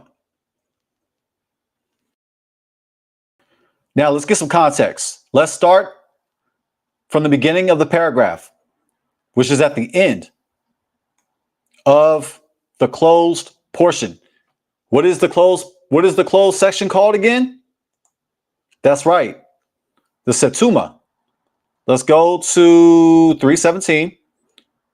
This marking, which is the Hebrew letter Samik, this ends the previous thought and it begins a new Hebrew paragraph. Remember the indentation. Remember that we saw, family. The setuma is a closed portion. It's related to the text, to other texts, but it's not in its nuanced difference. There's some difference. Now, after this mark, the samik, the letter samik, which represents setuma, which means the closed section, after this mark begins a new Hebrew paragraph. The new Hebrew paragraph begins on verse 18. Right here, family. It begins a new Hebrew paragraph. In that day, Yahuwah will take away the finery of the anklets, the headbands, and the crescents, the pendants, the bracelets, and the scarves, the headdresses, the amulets, the sashes, the perfume boxes, and the amulets, the signet rings and nose rings, the festal robes, the mantles, the cloaks, and the headbands, and the handbags, and the handbags, the mirrors, the linen garments, the turbans, and the veils. Instead of perfume, there will be rottenness, and instead of a belt, a rope, and instead of well-set hair, baldness, and instead of a rich robe, a skirt of sackcloth, and branding instead of beauty. Your men shall fall by the sword, and your mighty men in battle. Hebrew highlighter. Hold on to that. Hold on to verse 25. Family, I repeat, hold on to Isaiah chapter 3, verse 25. Not only are we going to hold on to that, we're going to read that again. Verse 25. Your men shall fall by the sword, and your mighty men in battle, and her gates shall lament and mourn. Empty, she shall sit on the ground. Now remember, this paragraph continues. It continues with Isaiah 4:1. This paragraph ends after Isaiah 4:1. And seven women shall take hold of one man in that day, saying, we will eat our own bread and wear our own clothes. Only let us be called by your name. Take away our reproach. And at the end of this verse, we see the Hebrew letter samik, which represents an indentation, a space, which represents this samik, this letter, this Hebrew letter samik represents setuma, which means closed. Setuma means closed. The setuma represents a closed section. The paragraph starts from Isaiah 3:18 after the setuma in verse 17. This new Hebrew paragraph begins from Isaiah 3:18 and it ends after Isaiah chapter 4, verse 1. Why? Because of the letter samik, which represents an indentation, a space, which represents setuma, closed section. Hopefully I'm making sense, family. Hopefully I'm making sense. Hopefully I'm not speaking over your head. If you got any questions, let me know, family. I'm doing my best to break it down. That way we can digest this information. All I'm saying is that the paragraph begins on Isaiah 3:18 and it ends after Isaiah 4:1. They are one paragraph. Isaiah 3:18 and at the end of Isaiah 4:1 is a part of the same paragraph. That's all I'm saying, fam. Hallelujah.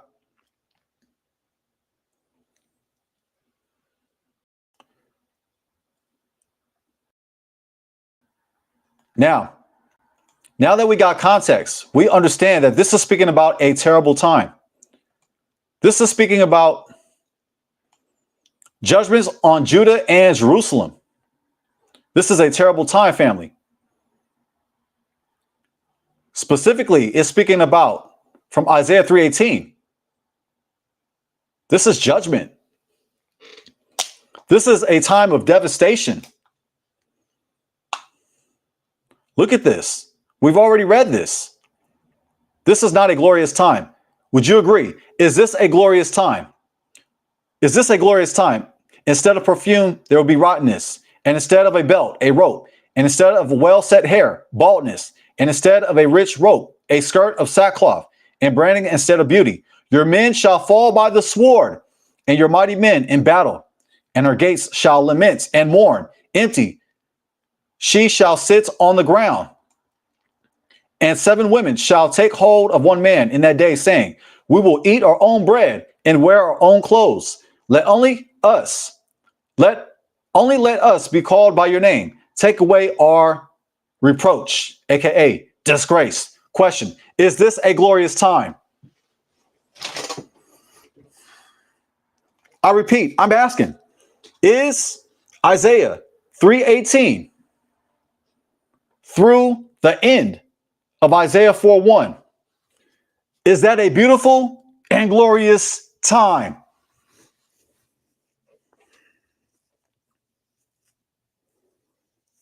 In other words, Isaiah 4:1, and 7 women shall take hold of one man in that day, saying, we will eat our own bread and wear our own clothes. Only let us be called by your name. Take away our reproach. Family, this is not a beautiful and glorious time. Why? Because of the verses before it. The same paragraph. Look at all this. We read this.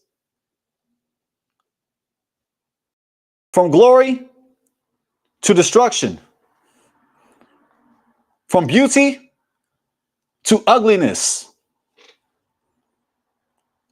Isaiah 3:18 through the end of Isaiah 4:1 represents going from beauty to destruction, beauty to ugliness. This is a time of going from beauty into ugliness, into judgment. Isaiah 4:1 is not a beautiful time. That's why we see the break at the end. We see the setuma, the closed section, represented by the letter Samic. This is the end of this paragraph. Isaiah 4:1 is included from Isaiah 3:18. Isaiah 3:18 through Isaiah 4:1 is a part of the same Hebrew paragraph. Context is key. Let us not sleep on context. Instead of settling on English construction of chapter and verses, let's take it way back to our language. Let's look in to parasha, to parashiot, which are portions. Let's go deeper by looking into petucha, which are open sections, which are spaced out by a complete line. And let's go even deeper by looking in to setuma, which are a space or indentation. Now that we see that Isaiah 4:1 is not a glorious time, this is a time when Judah and Jerusalem,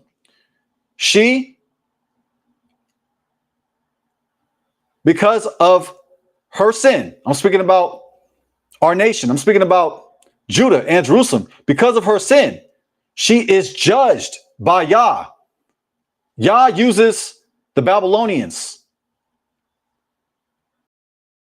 to judge us, to bring us from beauty into ugliness. This is an ugly time. This time stinks. Literally, it stinks. Instead of perfume, there will be rottenness. And this reminds me of today. I see resemblance in today's times. Isaiah 3:18 and ending at Isaiah 4:1 speaks about when the Babylonians took over Judah.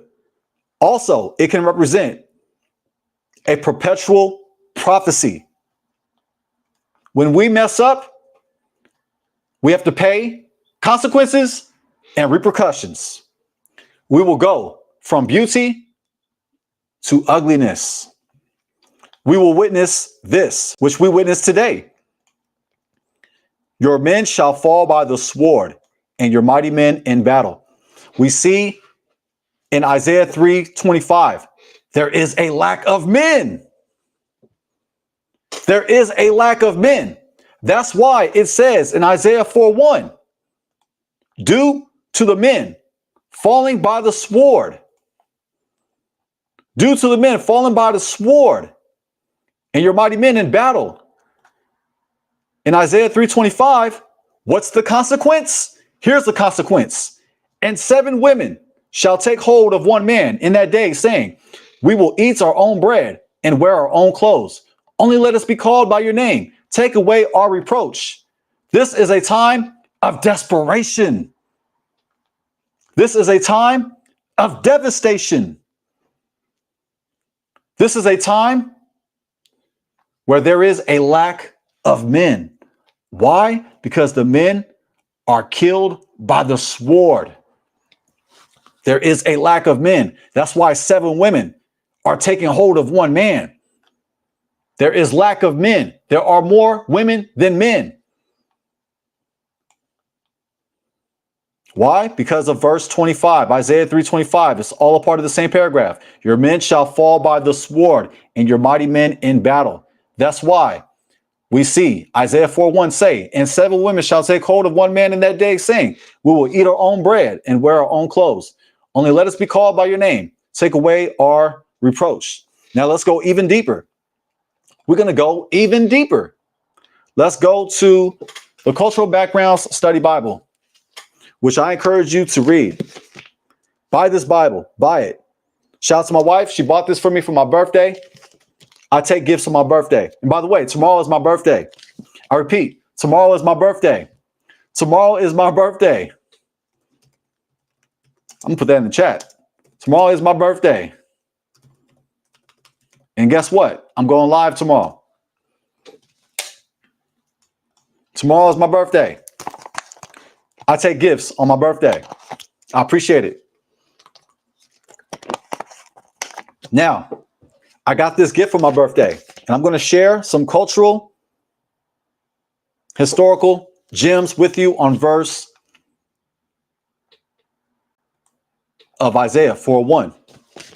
Let's go to Isaiah 4:1. Do not time me. Do not time me, family. Let's go. Didn't I tell you stop timing me? I told y'all stop timing me now. I'm actually there. Isaiah 4. Tomorrow is my birthday. Thank you, Imabithia. Thank you. Tomorrow I'll make, well, within a few hours, within several hours, I will be 38 years old. I'm 37, family. About to be 38 tomorrow. But yes, I received this gift on my birthday. But yes, let's get this gem from Isaiah 4:1. It says 7 women. 7 women will take hold of one man. Hebrew highlighter. Let's go. 7 women will take hold of one man. One of the unfortunate results of war is the depletion of the male population. I repeat, that's a repeater. That's a repeater. That's a what, Jaydon? I said a repeater. 7 women will take hold of one man.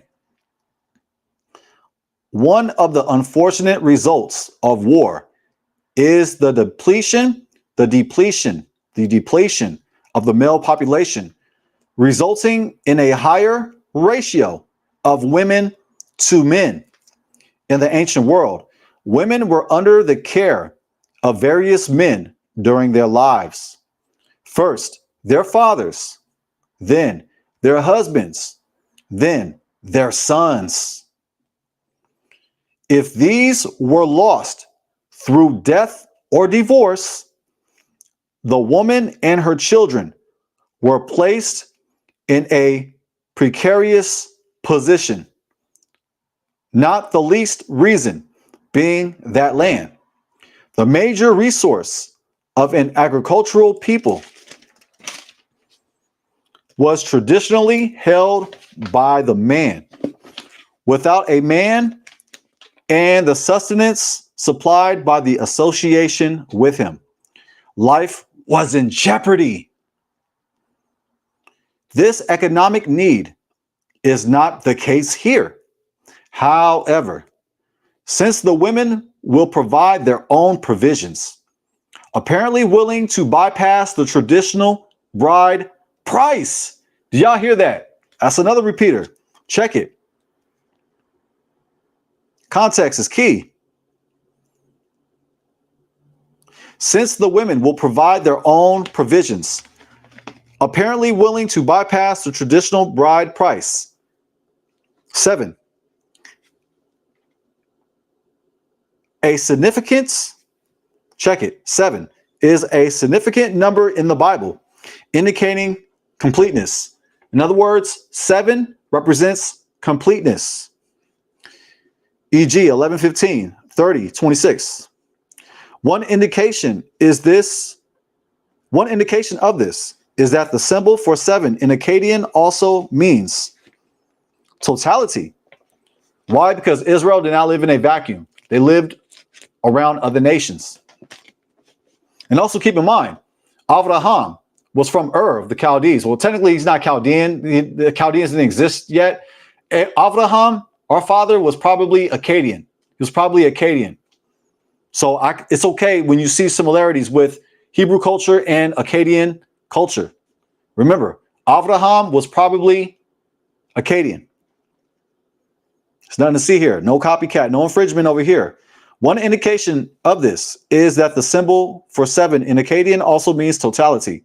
This number also seems to represent an unspecified high number, as today we might say, I told you 100 times. When literally we would say, I told you 100 times, it's not to be taken literally. It's figurative. So 7 can represent totality, completeness, not a literal 7. It can be more than 7, according to Hebrew thought and Akkadian thought. Remember, Abraham was probably Akkadian. There is a connection. Akkadian incantations, Akkadian incantations parallel this use, e.g., when speaking of 7 young men and 7 young women, and Inanna is given 7 divine attributes. Disgrace. Hebrew highlighter. It says reproach, which also means disgrace. The King James is flexing on us. Reproach.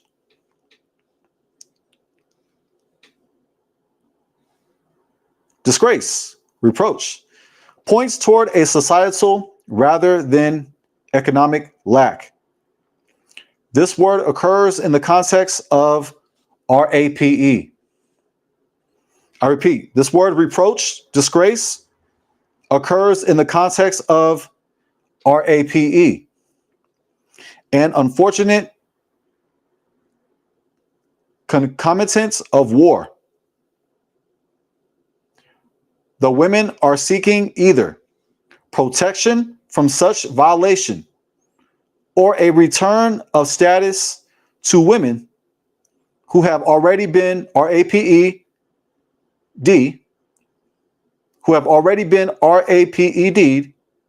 and so humiliated, a state shared by a woman who was widowed.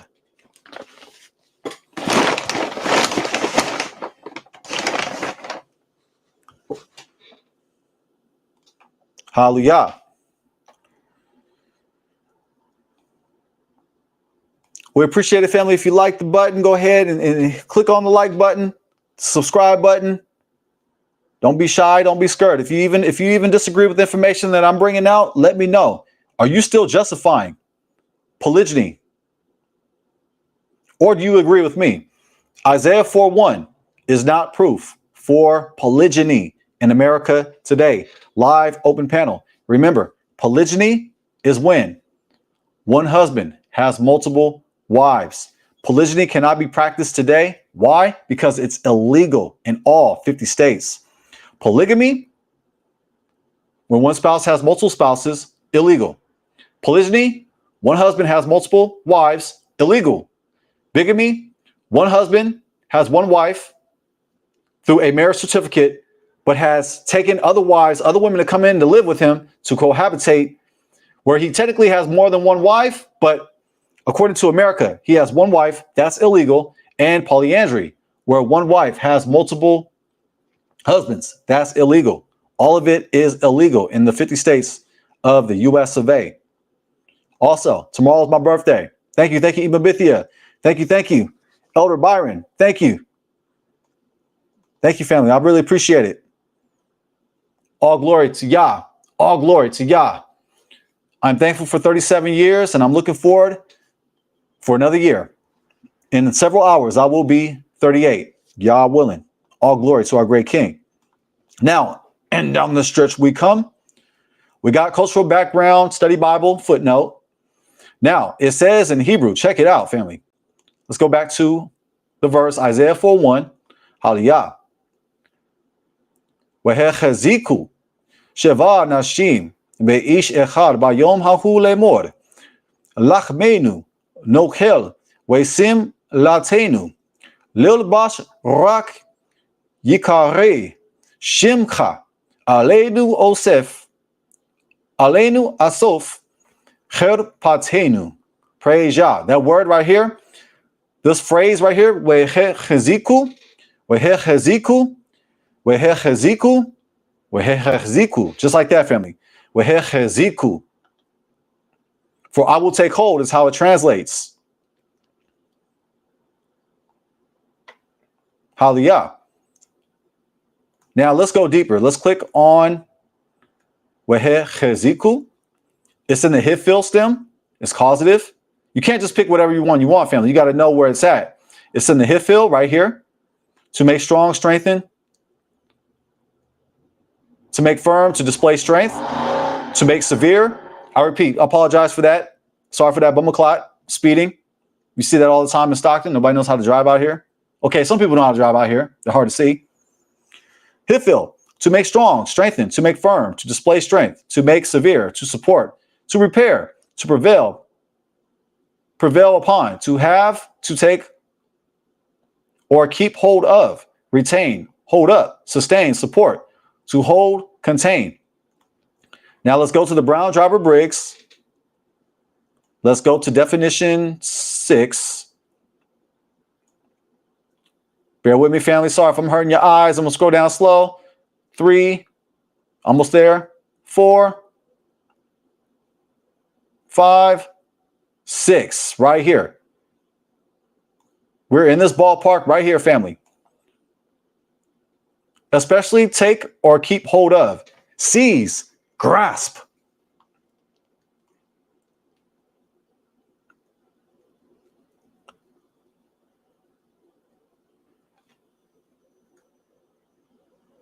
Take hold right here. 6A. Especially take or keep hold of. Seize, grasp. A. Take hold of. Seize, catch. And we see the verse Isaiah 4:1 right here. And in that day, 7 women shall take hold of one man, saying, we will eat our own bread and wear our own apparel. Only let us be called by thy name to take away our reproach. Right here, family. We see that reference right here. It's in the Hifil.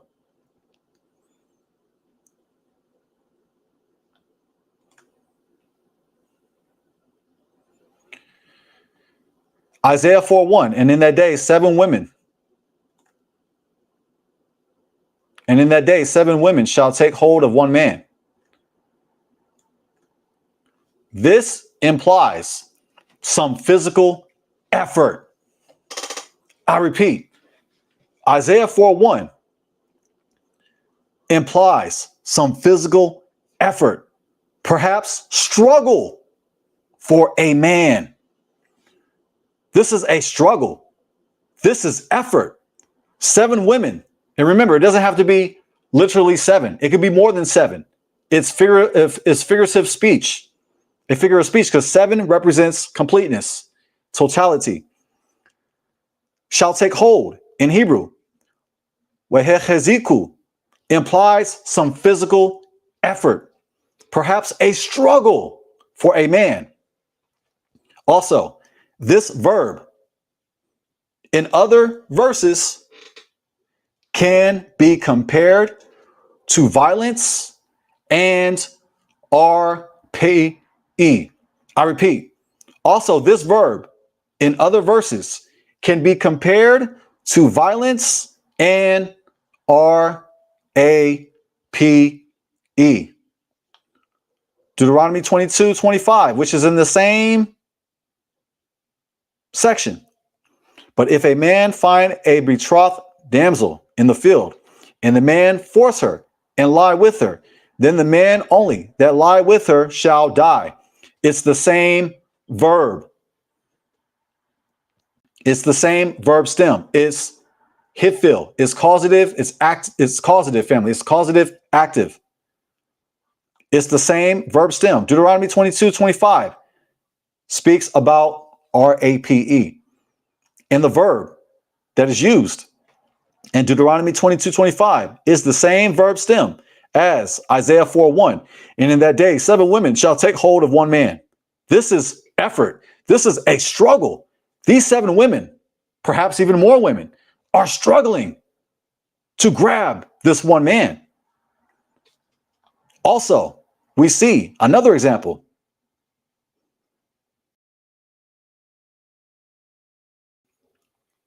2 Samuel 13:11, which speaks about RAPE. 13:11.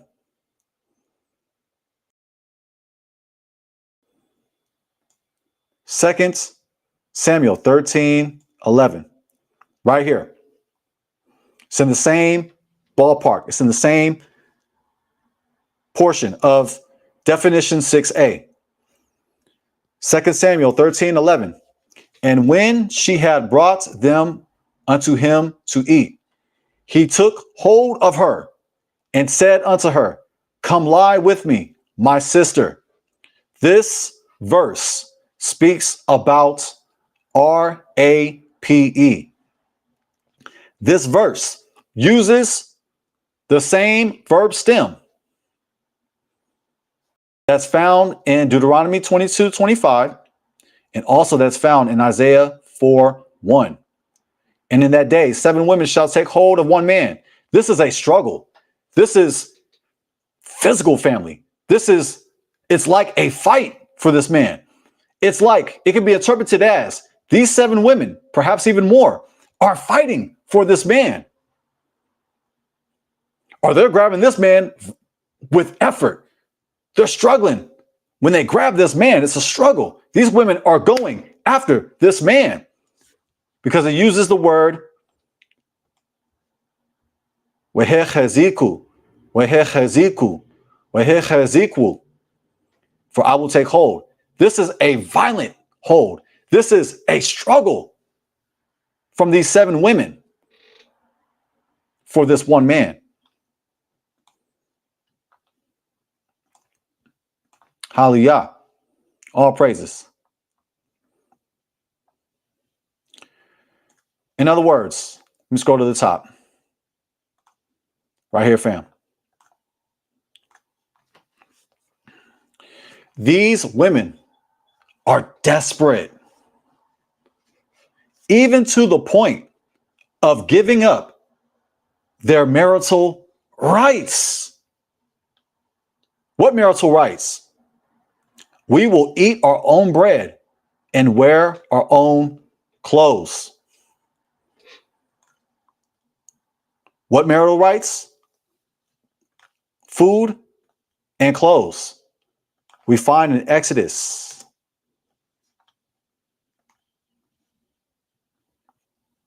21:10 and 11. Check it. if he takes another wife to himself, he shall not diminish her food, Hebrew highlighter, her clothing, Hebrew highlighter, or her marital rights.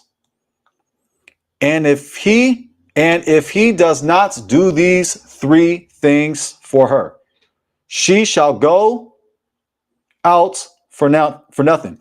She shall go out for nothing without payments of money. In other words, fam, the women in Isaiah 4:1 are so desperate.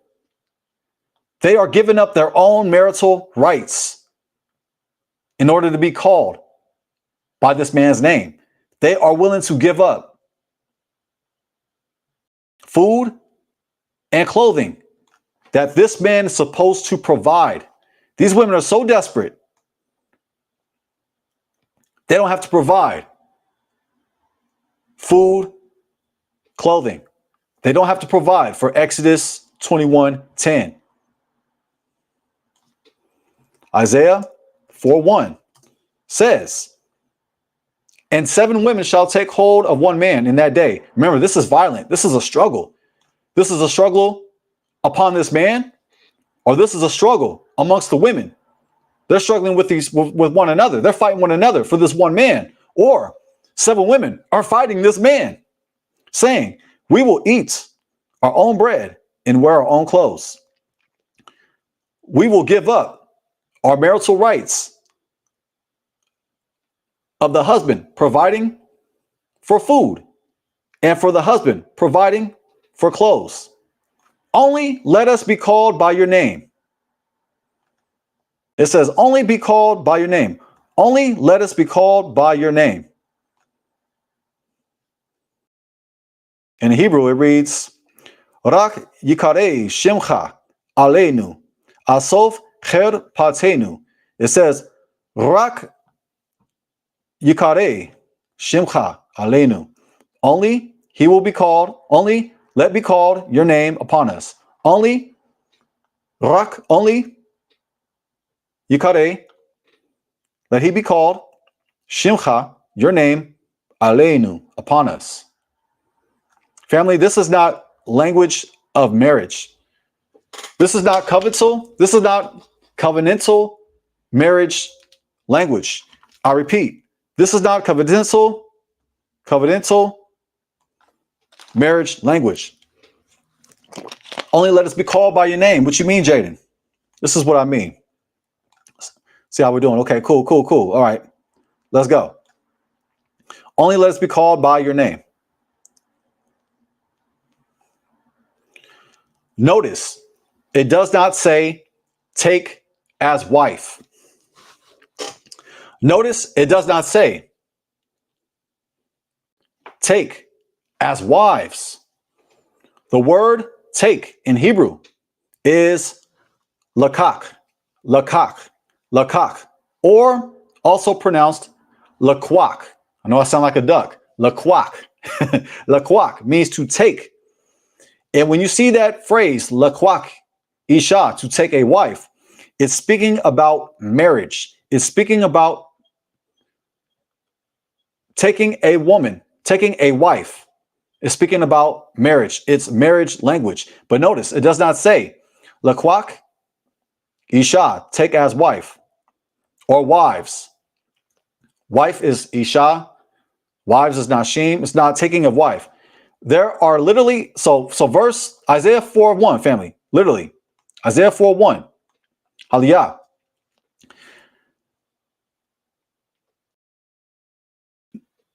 They are literally asking to be denied the marital rights. I repeat, Isaiah 4:1, these 7 women are literally asking to be denied the marriage rights Yah commands a husband to give.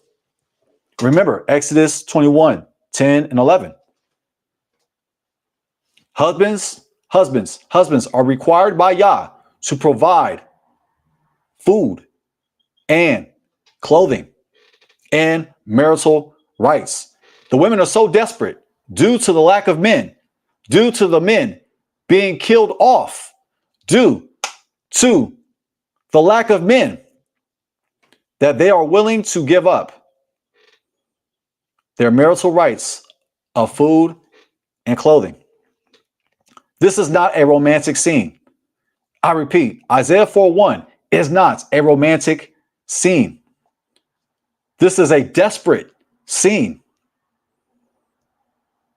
Many women are actually fulfilling this verse, but they don't have to. They don't have to give up their marital rights to be called by a man's name. Women in our community don't have to fight for one man. 7 women, 7 daughters of Zion, do not have to fight, do not have to struggle, do not have to battle one man. 7 women of the daughters of Zion do not have to fight one another for this one man. But the women are so desperate, they're willing to deny the rights that Yah gave them. They deny it by saying, we will eat our own bread and wear our own clothes. Only let us be called by your name.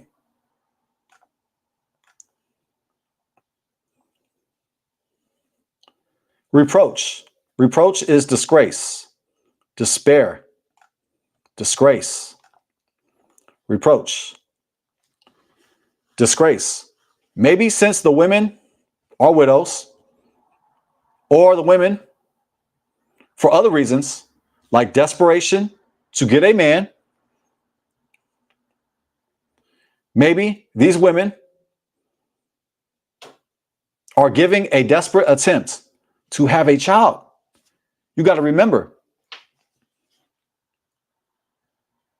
it was honored for a daughter of Zion to have a child. However, due to the lack of men, they don't have much men to choose from. So they are desperate to have a child. Another reason for this reproach or disgrace could be loneliness. Shalom, shalom to D-Camp. Shalom, shalom, shalom, King. Reproach or disgrace can represent loneliness. Reproach or disgrace can represent embarrassment. Check it. The woman is supposed to be the prize. I repeat, the woman is supposed to be the prize. The woman is the prize. The man ain't the prize. The woman is the prize.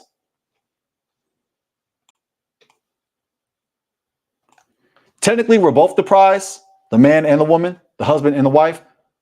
Ultimately, the wife is the prize. But these 7 women, whether these women is figuratively 7, it's literally 7 or more 7, because you got to remember, 7 in Hebrew thought means completeness. So therefore, it could be more women that are fighting for this man. They are so desperate.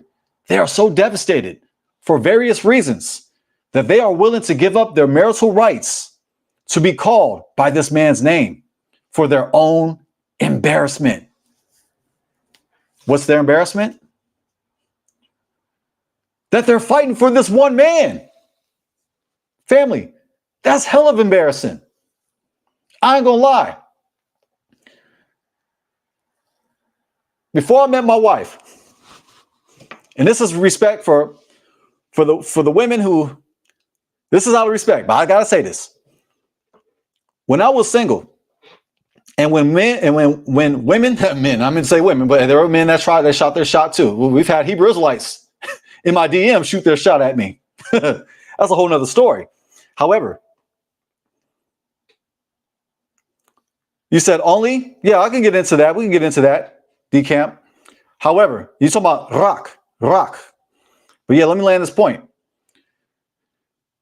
It's, generally speaking, the man pursues the woman. Now, I'm not saying a woman can't pursue a man. I'm not saying that. I am not saying that. However, generally speaking, the man pursues the woman. Now, I got to say this. Before I was married, I had women shoot their shot at me.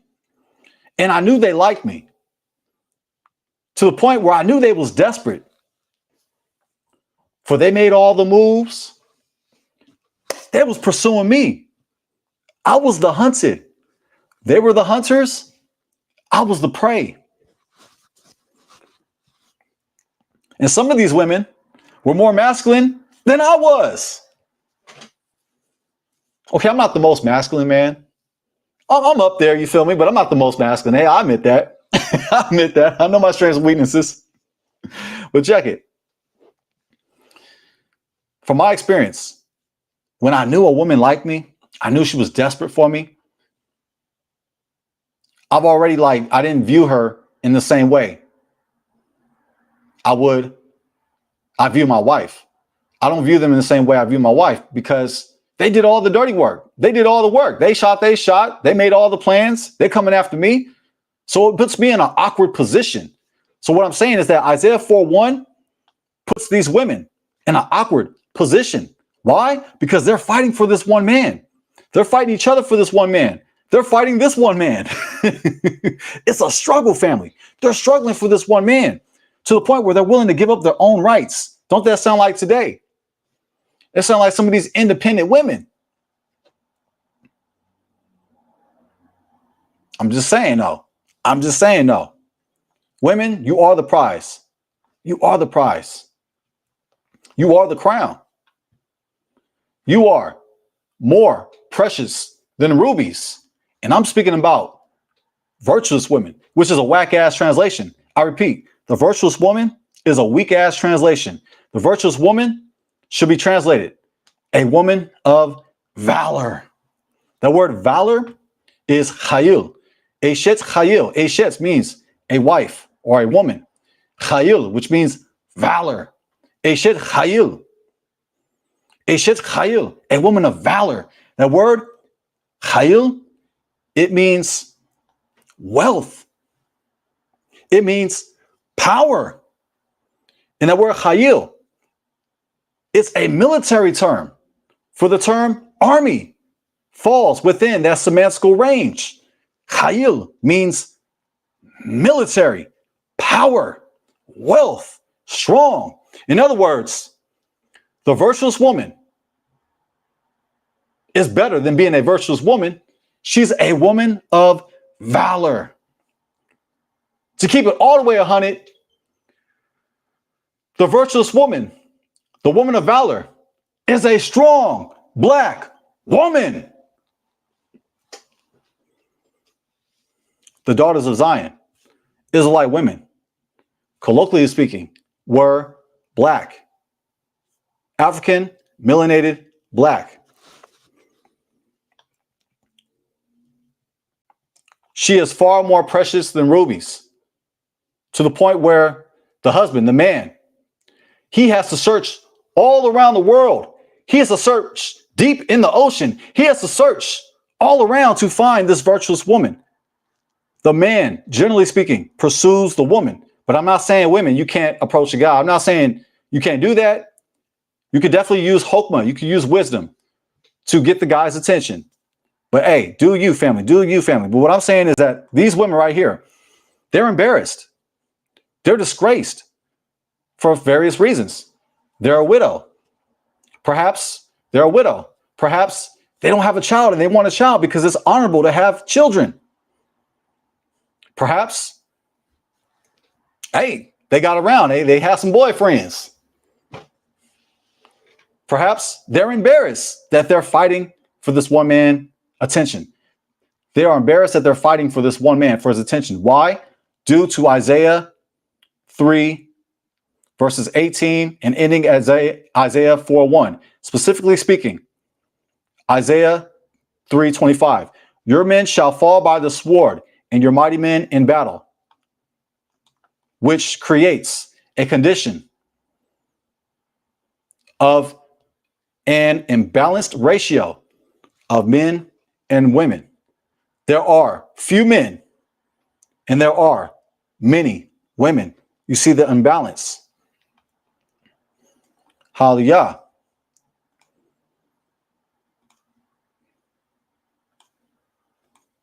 All glory. And we got a suggestion on screen. The word is rak. Let me go back right here. Hallelujah. Vehecheziku sheva nashim ba'ish echad bayom hahu lemor lachmenu nokel vesim latenu lilbash rak yikarei shimcha alenu asov cher patenu. The word rak, only. Let's go to Bibles. We'll see how other translations. We'll go to NKJV, only. NLT, only. NIV, only. ESV, you guessed it, only. CSB, just. NASB 20, only. The NASB 95, you guessed it, only. The LSB, same thing. NET, but. So we see that the consensus of rak, and let's go ahead and click on the word, because you know how we do, we tap into our language. Rak yikarei shemcha alenu asov cher patenu. Rock.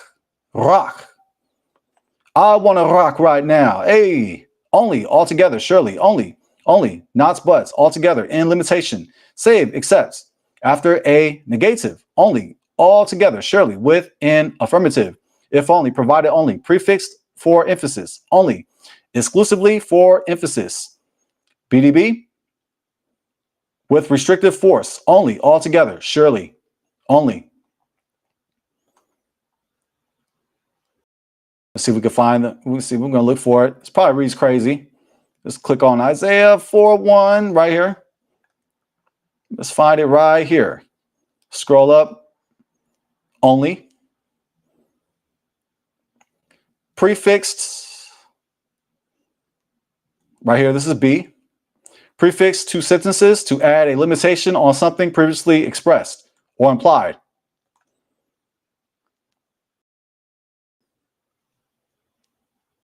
Hallelujah. And that's part of 2B. 2A is only, or 2 is with restrictive force, only, altogether, surely. 2A, only. B, prefix two sentences to add a limitation on something previously expressed or implied. And we see the reference, Isaiah 4:1. And in that day, 7 women shall take hold of one man, saying, we will eat our own bread and wear our own apparel. Only let us be called by thy name to take away our reproach. Hopefully that answers your question. Decamp, hopefully that answers your question, not. Now, I repeat, reproach, disgrace. Maybe since the women are widows or other reasons like desperation to get a man, desperate attempts to have a child, loneliness, embarrassment, because she's supposed to be the prize. Blase, blase. There's possible other reasons. Conclusion. Here's my conclusion. Isaiah 4:1 is a terrible time for Judah and Jerusalem. This judgment for their sin was carried out by the Babylonians and also is perpetual for future prophecy. Isaiah 3:25 further confirms that the men will be killed off, that there will be a shortage of men, causing the women to be in a state of desperation. Isaiah 4:1 is a state of low vibration. Isaiah 4:1 has similarities for today's condition for our community. Our black men are being targeted and attacked by the country through systematic racism, i.e., incarceration, the media, music, theater, drugs in our neighborhoods, diets, blase, blase.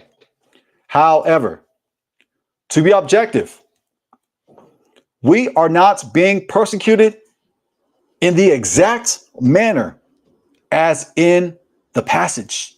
I'm just keeping it a buck. It's similar, but it's not 100% the same exact thing. Is it parallel? Yes. Is it the exact thing? No. Here's why. We, as the community, can flip a yahuah. We as a community can flip a yahuah. We as a community can reverse these curses. We as the community can reverse these conditions. We can reverse the curses, which are the consequences of Deuteronomy 28. We don't have to have a victim mentality. I repeat, we do not have to be a victim. We don't have to be a victim. We can rise up in the spirit that dwelled upon Yahusha. We must rise up like the Black Messiah. Metaphorically speaking, we are the Black Messiah. Isaiah 4:1 is not a command. Isaiah 4:1 is not a blessing. Isaiah 4:1 is not a part of Yah's original design for marriage. No, it ain't. Isaiah 4:1 is a tragic result of war, judgment, and male death in Judah. The women of Isaiah 4:1 are not celebrating polygyny.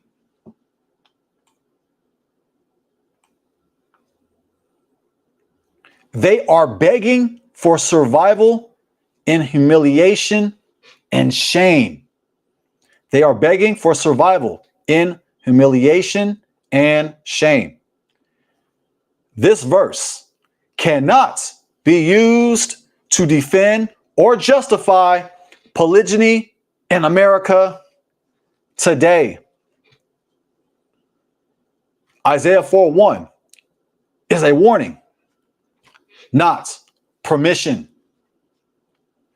Isaiah 4:1, check it.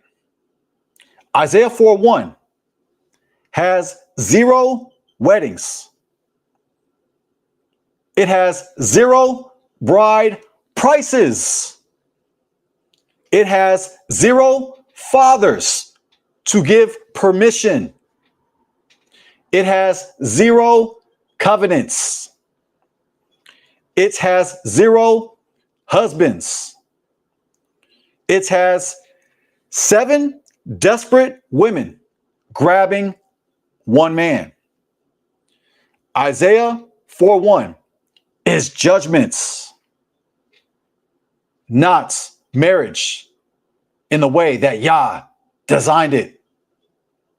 Isaiah 4:1 does not justify polygamy, polygyny, and bigamy in the United States of America. All glory to our great King. Thank you, family. This was a longer spiel tonight, but if you'd like to join the panel after all the information that I shared tonight, you can do so. I'm gonna hang out here a little bit, but if you want to join the panel, it's on screen. It's on screen, family. You can join the panel. We can chop about it. We can chop it up. If you disagree with me, I like to hear your grievance. I like to hear your perspective. How do you see Isaiah 4:1? Do you think the information that I brought out tonight could be edified? Do you agree with the information presented? Would you like to add edification to Isaiah 4:1? Check it. As a moray, I'm not going to score all the points. I'm not going to make all the points. Collectively, together as the children of Israel, we could score on the court. We could put up we could put up baskets. We could score points for the kingdom because we are a team. The topic tomorrow is my birthday. My birthday is tomorrow. I'm going to talk about celebrating birthdays. How celebrating birthdays within themselves is not pagan. Can you make a birthday pagan? Absolutely. Can you make a birthday celebration evil? Absolutely. However, is the idea of celebrating birthdays, is it evil by itself? No. Guess what? I'm going to celebrate my birthday and I'm going to go live on my birthday. And better than that, I'm going to celebrate my wife's birthday. I ain't changing that because celebrating birthdays is not evil by itself. It's how we celebrate it. It's how we celebrate our birthday. What I'm saying, according to my research, birthdays are not banned in the Bible. Our inferences ban the idea of celebrating birthdays. We have Torah freedom to celebrate birthdays. So tomorrow, if you disagree with me, prove me wrong. Prove me wrong. Crash my birthday celebration. Rebuke Moray Jaydon Israel. Tomorrow you have that opportunity. If you like to go ahead and rebuke my birthday, I'm going to allow you to come on the panel and prove me wrong in front of the YouTube world. I've already taught on this topic. I'm familiar with the verses on birthdays throughout the Bible, and I arrived to the conclusion that celebrating birthdays, according to Torah freedom, is optional. It's optional. So I'm giving you a little teaser right here. I'm gonna hold on a little bit more. We'll see. We're coming upon the 3-hour mark. We're 2 hours and 32 minutes in. I went longer tonight on today's lesson. I probably should have broke this up in 2 lessons, but I'm just feeling really good tonight. And my job is slow. My prayers go out to you if right now you're struggling, family. If you are affected by the government shutdown, if you are affected by the economy in any way, my heart goes out to you. My heart and my prayers goes out to you. For I know what you're going through. I got a little extra time tonight. That's why my lesson tonight is a little longer, because my work it's been part-time as of late. So family, if you'd like to join the panel, you can go ahead and give your perspective. I'm not even going to debate you. I'm not even going to come sideways. You know, we don't get down like that. I'm not a master debater. I'll leave that for the master debaters. They can debate all day long, all they want. Okay. But for me, I like to hear different perspectives. We can agree to disagree. But I arrived to the conclusion that Isaiah 4:1 is not the original design for marriage. And we must understand the context of Isaiah 4:1. Isaiah 4:1 took place during a time of devastation. It took place during a time where there was a shortage of men, to the point where these women would have to fight for a man. These women will struggle for a man. These women will struggle. They will take hold of this man. So I arrived to the conclusion by using context, by looking into the Torah structure of the Old Testament, that Isaiah 4:1 is speaking about a terrible time. This is not a beautiful time. A lot of Israelites, they conflate Isaiah 4:2 with Isaiah 4:1. They conflate Isaiah 4:2 through 6 with Isaiah 4:1. However, a lot of us are not aware that Isaiah 4:1 is the end of a paragraph, and Isaiah 4:2 through 6 is a new paragraph. Remember, Setuma. Remember, we went over the Setuma. The Setuma is a closed section.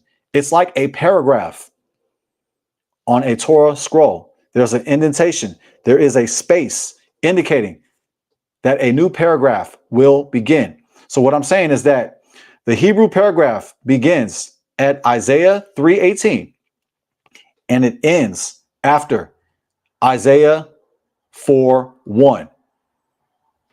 Isaiah 4:2 marks the beginning of a new Hebrew paragraph, i.e., Setuma, closed section.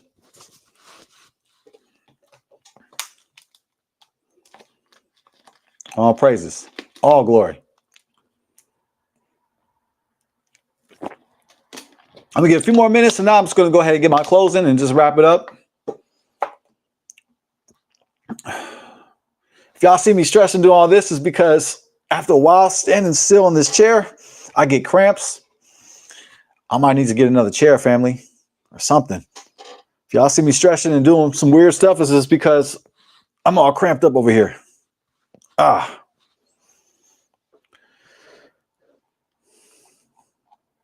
I wasn't ignoring you in the chat, family. I was just going in tonight. I wanted to get this information off because as of late, I've been making videos debunking polygyny in America today.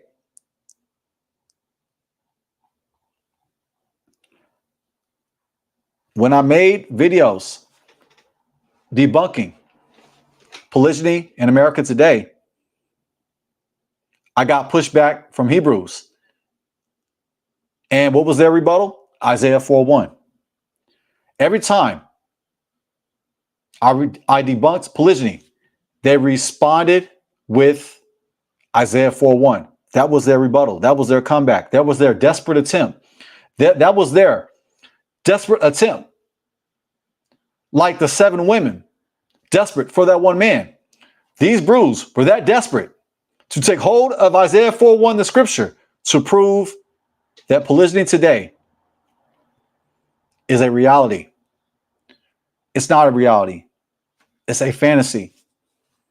I say this out of love, and I say this out of truth. We are arrested enough as it is as a community. Black men are already being persecuted through various methods. We don't need another method to get locked up.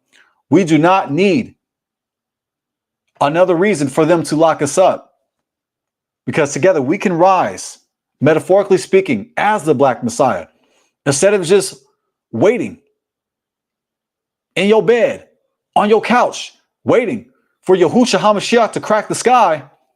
We can rise as the Black Messiah, metaphorically speaking. I'm not dissing the return.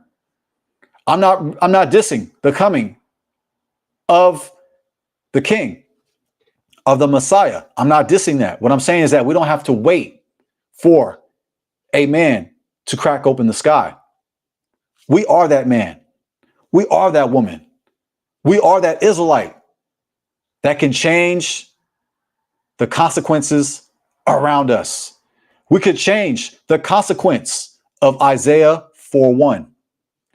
We could change the consequence of 7 women fighting for this one man. We can change the consequence of our men being targeted. I get it. Some of it is out of our control, but some of it we can control. Why? Because we can choose Torah. We can choose Torah culture.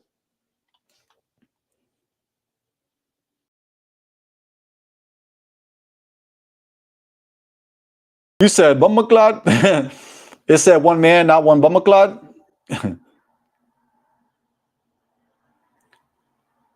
So D-Camp, I got to ask you. So D-Camp, what's your position on Isaiah 4:1? Do you agree? Let me put the question on screen. I like to hear your perspective because I quite don't understand. I need some edification. Let me see. Let me put the question back on screen. It's not the first time we've had different perspectives. I'm the Israelite that a lot of people disagree with because I don't say the same old Hebrew Israelite talking points. Isaiah 4:1 is not proof for polygyny in America today. Live open panel. So I got to ask you, D Camp, do you believe Isaiah 4:1 is proof for polygyny in America today? Or do you agree with me? Isaiah 4:1 is not proof for polygyny in America today. I'd like to understand your perspective.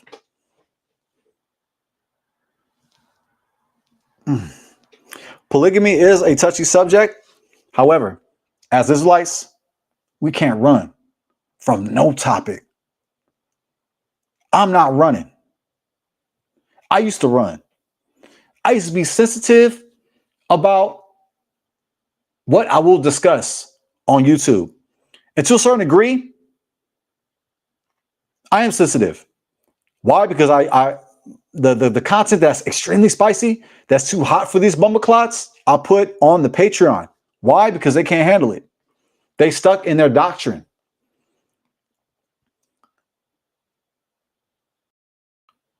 So for some topics, I do preserve for the Patreon. However, I'm not running. When it comes to polygyny, I ain't going nowhere. I'm standing 10 toes down, defending the daughters of Zion. Polygyny did not work in the past, and it does not work today. It definitely don't work today because it's illegal in all 50 states. You are breaking the law when you practice polygamy, polygyny, bigamy, and even polyandry. All of it is illegal.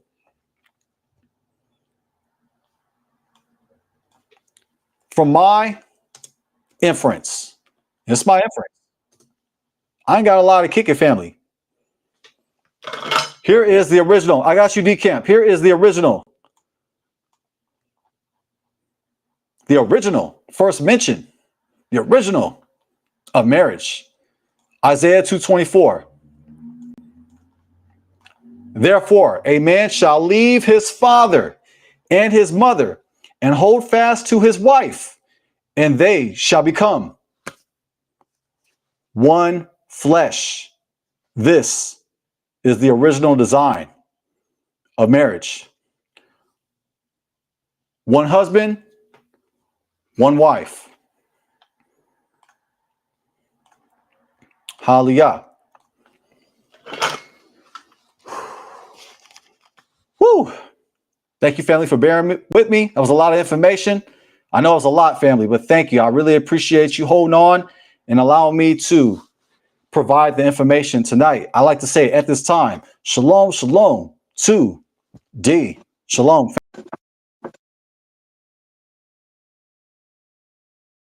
Hello? Okay, here we go.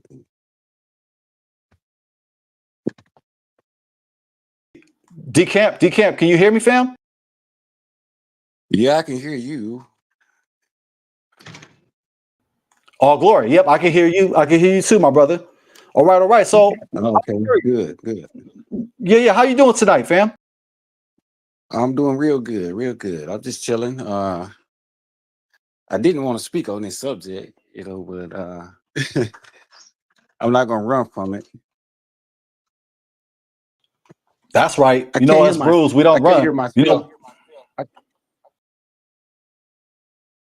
Okay, well, you say you can. my thoughts as Hebrews, we're still, as a culture, I mean, some of us are more woke than others, but as a culture, we're still coming up out of all type of indoctrinations and stuff like that. So it's hard for us to be that one man. And a lot of people, they like to use verses to try to justify their ways and stuff like that. But first, a man still got to be a man, and if we can't be that, we really don't need one woman, let alone seven. So it's attractive, of course, as a man, that verse. But, ultimately, that's where I'm at. I'm not going to condemn it, try to, block it. I mean, if you can do that, but if you're not doing it right, then you're not really being a man for that woman. You're not really taking away their shame. There's a lot of men that they have our women out there, and in positions where when they look at themselves in the mirror, the real mirror, the spiritual mirror, they don't respect themselves. You know, they haven't been taught to respect themselves ever since young, you know. So you know, they have shame, you know, internal shame, you know. So how do we take our women from that mind state, you know what I'm saying? And you know, how do we that's the more important thing than trying to have 7 women, you know. So I mean, And I'm glad that you spoke about this topic because you're absolutely right, Decamp. This is and a then one more sensitive thing. topic. Yeah, absolutely, King. One more thing, and 7 women, I mean, all this could be symbolic and metaphorical. You know what I'm saying? 7 is the number of, you know, the Holy Spirit's a 7 spirit number. So ultimately, if they talk. Uh-oh, you cut out. You cut out, Decamp. I don't know if it's your connection, fam, but you cut out. I don't even see your I don't see the vibration Okay. from the words. Okay. Oh, there Yeah. you go. There you Yeah. go. My screen cut out. But I mean, ultimately, you know, when we interpret these things, sometimes it's deeper spiritually. You know, I saw in the chat earlier, YBG hit up on it, but 7 women and 1 man, you know, ultimately, you know, there's only one way that we can even really fulfill covenant, and that's by listening to the one Messiah. You know, we got a lot of voices that are trying to imitate the Messiah, but ultimately, as spiritually, you know, we're all women. You know what I'm saying? But you know, earthly speaking, you know what I'm saying, we're men. You know, not women, but like you say, it's like people like to talk about Christ being the covering of man and man being the covering of woman. So we all in that kind of position, you know, of having to really to be a man, to listen to that one voice, to be the sheep that hears that one voice. And whether male or female, you know, we're kind of in the same boat, you know, but of course we got different duties. But I think that it might be more interesting just having one, just going deep with one woman, you know what I'm saying? Than just so I don't want to try to promote either way, you know what I'm saying? Like people should really just be into their spirituality and their walk and their relationship, you know what I'm saying? Like that's kind of where I'm gonna stop at right there. Well said. And I appreciate how you're looking at it from both sides. You're looking at it objectively. I think that that's a beautiful thing. I think as Israelites, we should do that. We should see it from both arguments. Now, this is a sensitive topic, and I'm glad that we're speaking about it. From my opinion, I think we should speak about it. I see polygyny being endorsed and encouraged in our community. Now, I'm standing on it 10 toes down. We cannot practice polygyny today in America. We cannot practice polygyny in the land of our captivity. I mean, it's a cushy captivity. Don't get me lie. I mean, America, we got Wi-Fi, we got electricity, you feel me? We got running water, we got heat. We got it pretty good. Even though we got some problems here in America, it's a cushy captivity, just like it was in Babylon. It was comfortable for our ancestors in Babylon to the point where they didn't want to come back. So, like, what I want to say is that polygyny in America cannot be practiced today. It's illegal in all states. So, like, my position is that anybody who's practicing it, you're breaking the law of the land. So, you want to be tread lightly, keep that, on the hush hush. But I'm just saying, no, if they really know what, I mean, what do they not know? What does the government not know about us? Like, there's so much surveillance and cameras and information all around us. They collect our data all the time. So, I mean, what's really a secret? And also, when you're living in Yeah, a but polygynous we are marriage, also go ahead, go ahead. I'll say we also kind of rejecting their rulership over us too, you know. I mean, we're trying to do it in ways where we don't get in trouble, you know, and that may not be something that's worth getting in trouble for somebody. Because somebody that might be something that you might want to stand 10 toes down about. But I don't think that the law of the land is like the highest law, you know. It's really supplemental to me. for the non-believers, because we have the highest law, which is the word. And that's a powerful perspective, King. Now, from my vantage point, the way how I look at it, I would see, me, I don't like to quote Paul too much, but I think he does drop gems. I think there's gems in the New Testament. To me, the Tanakh, the Old Testament, quote unquote, is what we should all agree on as Israelites. And, we should follow in the example of yahushahamashiach because he kept the Torah.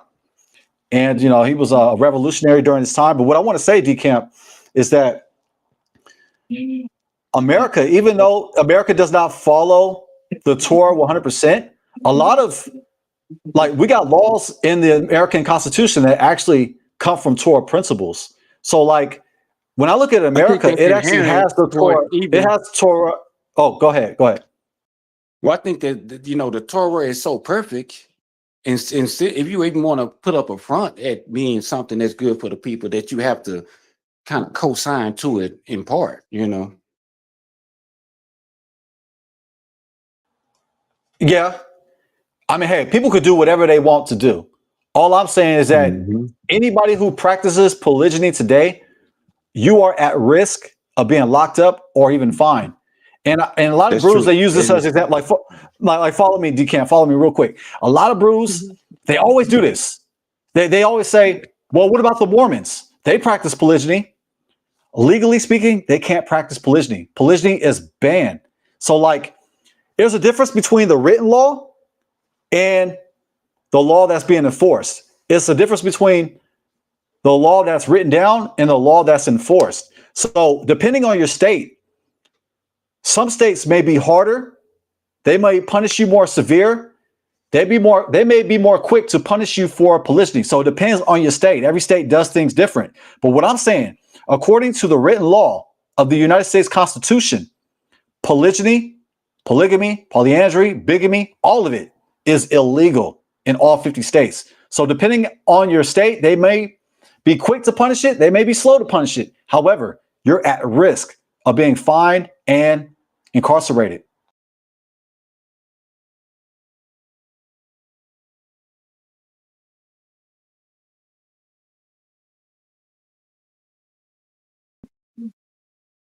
Yeah.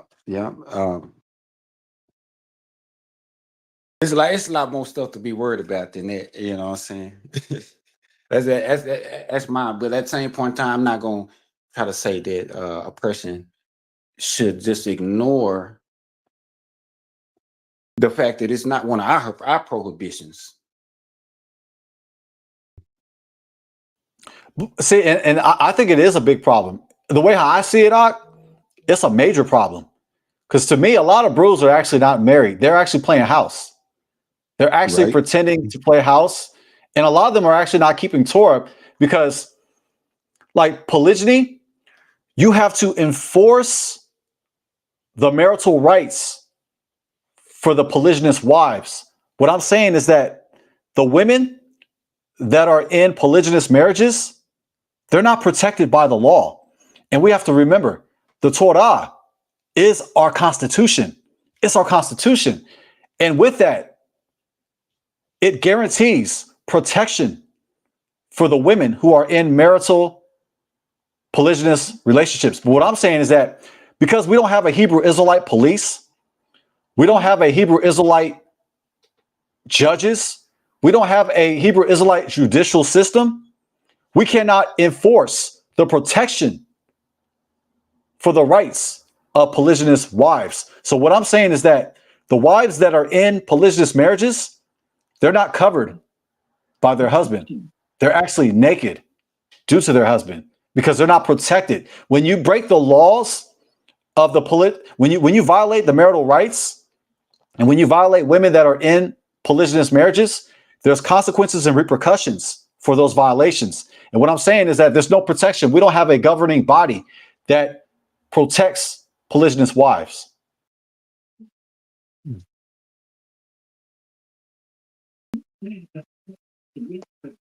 Yeah, I never thought about it from that particular perspective.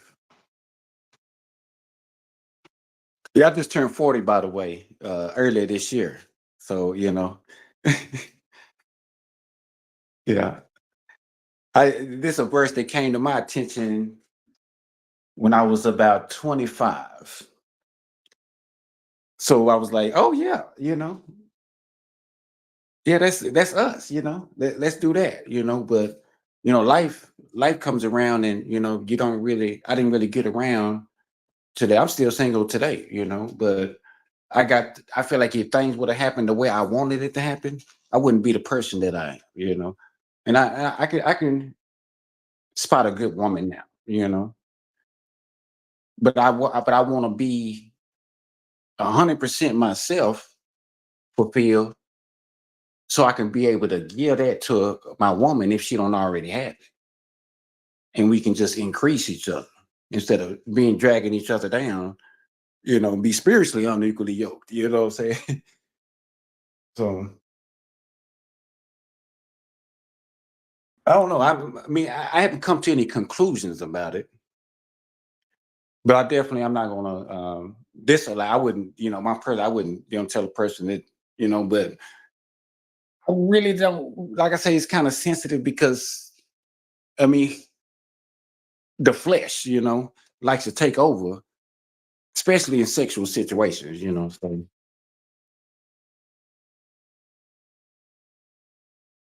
Well said. And I have to say, happy belated birthday. You turned 40. All praises to Yah mhm. that yahuah has blessed you to see 40 years. And tomorrow I turn 38. Matter of fact, in about 3 hours or so, 3 hours and some change, I'll be 38, Yah willing.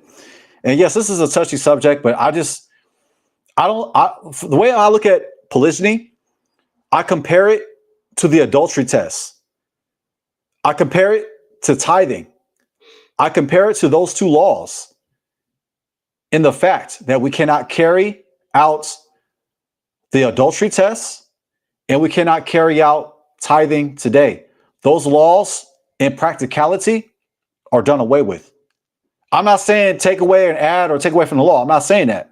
What I'm saying is that we cannot practically carry out tithing, the adultery test. I'm not going to put my wife through that just because I feel a type of way. I feel a little jealous. I got to make her drink a cup that got some dirty water in it. I'm not going to do that. We can't do that today. And also, I'm not going to put my wife Yeah. through the trauma and the drama of a polygynous marriage. I'm already in a polygynous marriage. For my wife, it's like 7 women. For when she switch up her looks, when she wear that red wig, oh, come on now. When she wear them braids, when she wear the Yeah. natural, come on now. I'm in a polygynous marriage. I don't need another woman. In the words of Nas, all I need is one wife. All I need is one mic. That's all I need in the world. Forget cash. All I need is one wife. All I need is one Yeah. wife. That's all I need. I mean, dating one wife, I mean, that's going to give you all you can handle. But if you want to go ahead and multiply that responsibility, I mean, one wife drains you for everything you got emotionally, psychologically, spiritually, physically, financially. But to take on the task of taking on several women, like, man, I'm complete over here, man. My wife gives me everything I need and more. She's my better half. That's Eshet Chayil. That's a woman of valor. And I had to search for her. I had to go looking. I had to go through going on a lot of bad dates. I had to go on hell dates. I had to go on from being catfished. I had to go through women chasing me, pursuing me, like those 7 women chasing the man. I had women like stalking me and making threats to be with me. Where it's like my wife, I searched her out, and it took some searching out, it's the greatest choice I made in my life is being with my wife, is pursuing my wife. That and living for Yah, which those are 2 different things. But choosing to live Torah, to love Yah, and to choose my wife, because that is the biggest investment we'll ever make in our life, is our partner, our spouse. And to me, I just don't think it's practical to have multiple wives today because it's illegal, and we do not have a governing body that ensures the marital rights of the woman are protected. All we have is word is bond. We only have is father the father. Like, okay, you can take my wife or you can take my daughter, okay. all right, word is born. You're going to take care of her. You're not going to disrespect her. But there's nothing that ensures that. And like the Torah, it's the Constitution. Like when you break the laws, you have to pay for them. So like to me, like it leaves our women in a vulnerable situation. But I know I said a lot. I'm in a polygynous marriage because my wife is 7 women. Yeah. And that's beautiful to me. And that's actually what I'm more so pursuing myself, just I'm still open to maybe one day having more than one, but there has to be like an agreement between me and the woman. And before I don't even want to pursue a woman and just let her know that this is what I want like that, because that might not be what I want, you know what I'm saying? But it may come to the point in time where we both, may want something like that, Not, I don't believe in the threesome stuff, but where she may actually want less time with me or something like that, she may feel like I'm such a blessing that she may want to share me, Hey, it's okay. It's okay to think hopefully, but just the depth of Adam and Eve and like just some of the marriages that we see through the Bible and the scripture, just how to enter each other that they were. That's what I really want to pursue for, first and foremost. You know what I'm saying? I don't want to be greedy, just because, it's a verse right there that say that.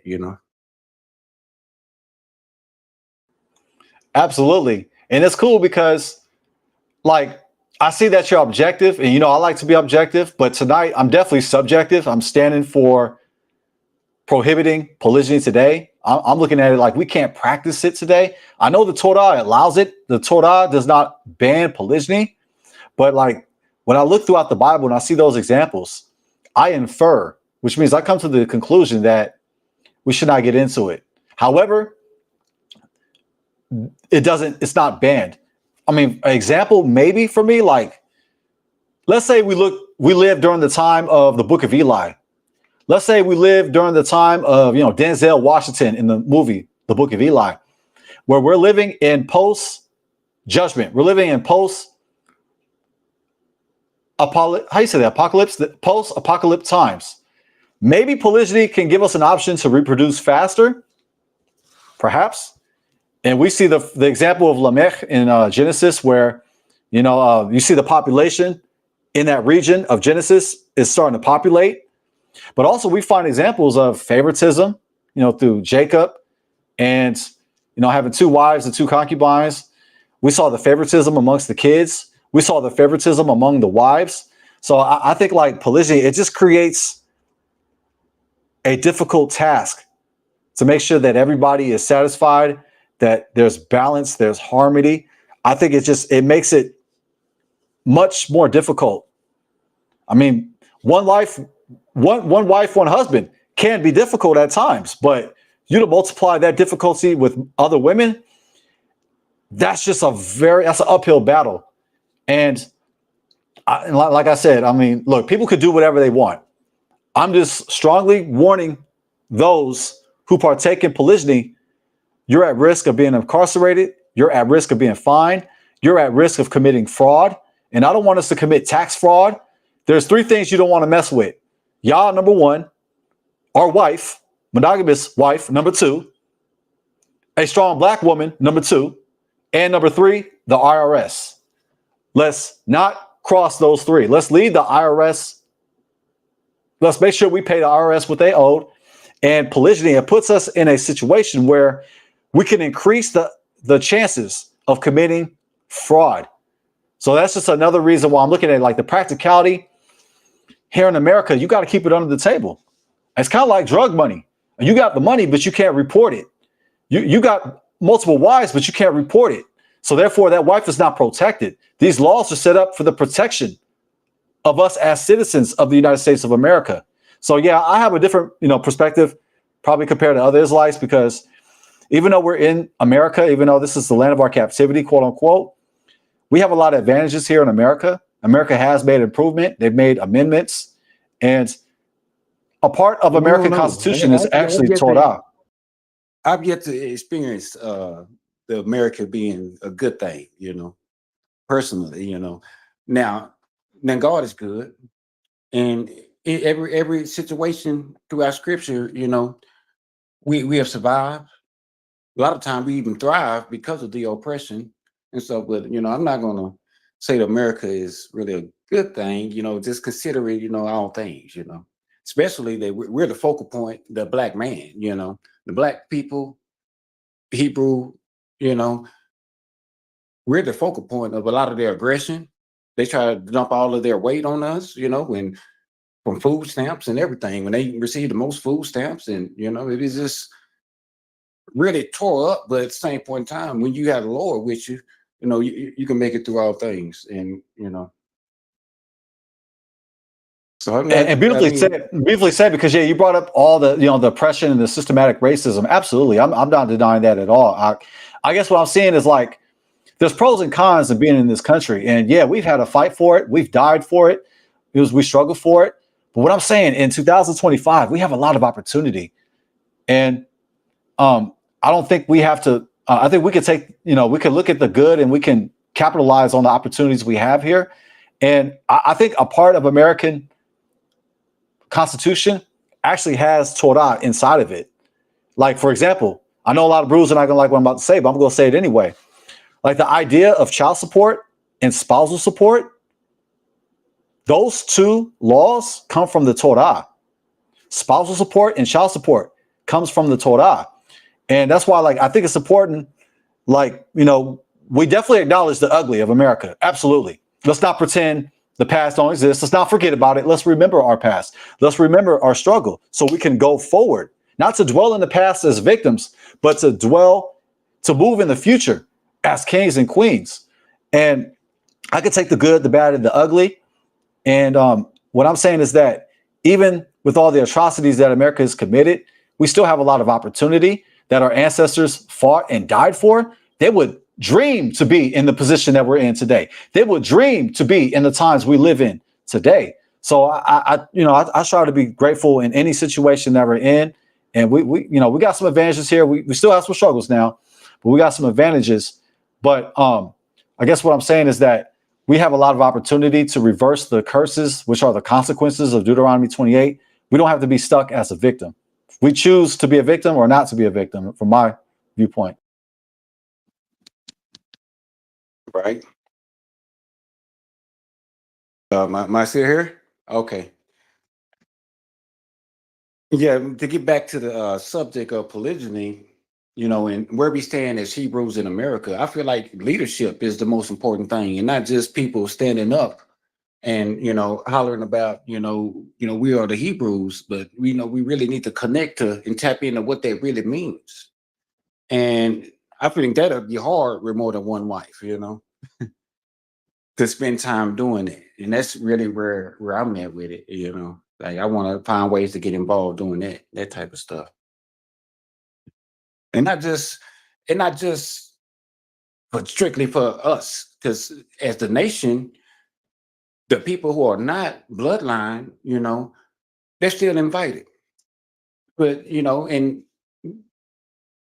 that brings camaraderie and help for our situation too, So I'm just trying to, help my people because, despite the world, I guess, I feel like the world was so terrible that I want to give. I know the world didn't want for me to have proper instruction and leadership and guidance. So that's what I want to do out of spite to the world. I want to go to battle, I'm saying, spiritually against the forces that keep our minds locked up. Beautifully said. Once again, Decamp, leadership is a major problem within our community. There is so much division. We got a lot of brews that just want to be famous. They're just doing it for the likes and the subscribers. And we got a lot of brews that say it's my way or the highway. It's my doctrine or you are condemned to eternal destruction. But I think we can all agree on Torah. We can all return back to Yah and return back to Torah culture. I mean, obviously not all of us, but we have that opportunity to. All of us have that opportunity to that know about the awakening, that are in the awakening. We know better. And yes,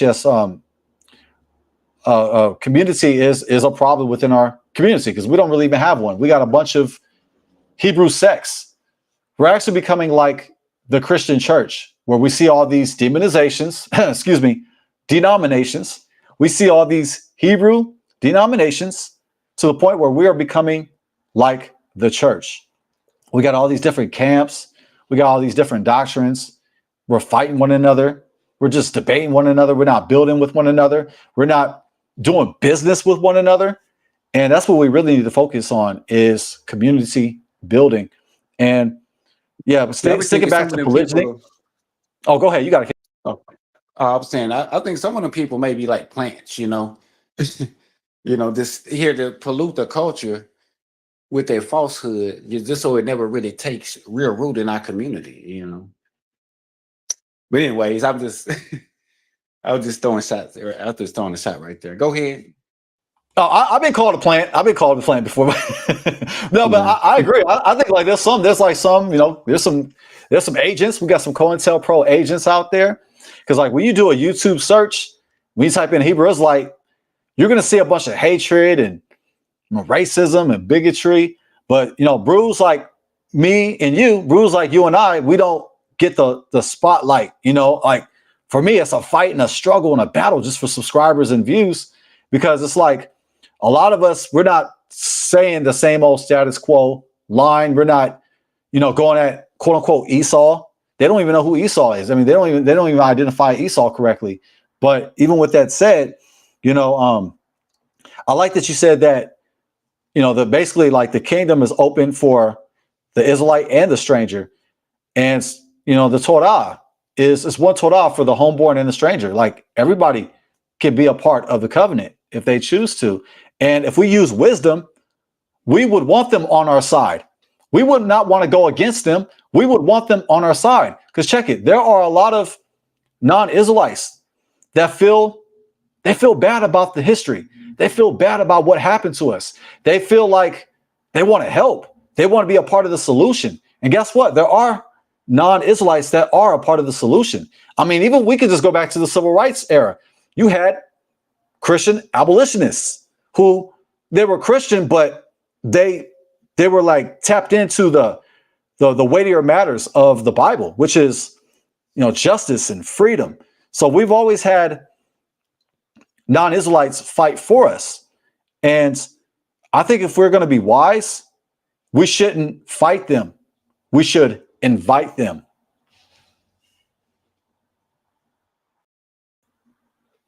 Yes. I'll just go ahead and land and just say, yes, instead of like, we should allow the covenants for all people if they want it. And like, instead, we should not fight them. We should invite them. But you got to. Yeah, and I like that, because the situation and the solution, like kind of, this is why I kind of think that plants, some of them, say a lot of our people, we're coming out of false Christianity. Not to say that all Christianity is false, you know what I'm saying? But hey, we're coming up out of a watered down religion, something that was, kind of doctored to make us a little bit more this or that way. But how you gonna tell somebody who is in a church that only Black people can be saved? And that's like a fundamental, like, red flag. It's like a red flag. And you know what I'm saying? Like, if we really want to uplift our people with the truth about who we are, then we got to have our doctrine straight. You know what I'm saying? So maybe they set people up just to throw out a bunch of, hogwash, so that it'll just be, because it is the truth, so that it'll be rejected. Yeah, I think diabolically, the devil's diabolical. Yeah, and these brews that are racist, bigots, because quote unquote, we can't be racist, whatever, right? Right. Those Hebrew Israelites that choose to be bigots, they're actually doing the devil's work. They're actually doing the work of the adversary, Hasatan, by not allowing everybody to be a part of the kingdom and like spreading the gospel, spreading the word of the kingdom. But I'm gonna go ahead and close out. We're over the 3-hour mark. Decamp, I'm thankful that you came on the panel, And I'm glad that we had this discussion. I love the way how you you think, and you think with objectivity. You look at both sides of the coin, and I'm just thankful for the edification that you brought out. Now, you got to mention in your closing where you reside. I might have asked you before, but I'm going to ask you again because you use the word hogwash. And that's not a word we use around here in California. I live in Stockton. So you said hogwash in your closing. I Yeah, want you to go ahead and mention where you reside, King. Yeah, I'm from Texas. Originally in Dallas, but I've been around, you know, and I still got, yeah, I'm Texas. Yeah. I got people in California too. Yeah. For sure, for sure. Is there anything that you'd like to say? Any closing remarks? Any edification? Anything you'd like to support? Anything that you like to plug or to advertise at this time? No, not really appetite. I'm just trying to support the Most High God because He love us, and you know, He want for us to. He can come and part the class and do it all himself. You know, when you really, you know, get in there in the trenches and fight with them, it's really enjoyable and it's fun. You know, so I don't know. I just want to support us. All glory, all praises, all kavod to our great King. Let's love Yah with all of our heart, all of our soul, all of our might. Let's love our neighbor, which includes the Israelite and the Gentile, and let's love ourselves. I like to thank the chat, everybody listening online, and I like to thank D Camp. I'm Jaydon Israel. Until next time, shalom, fam.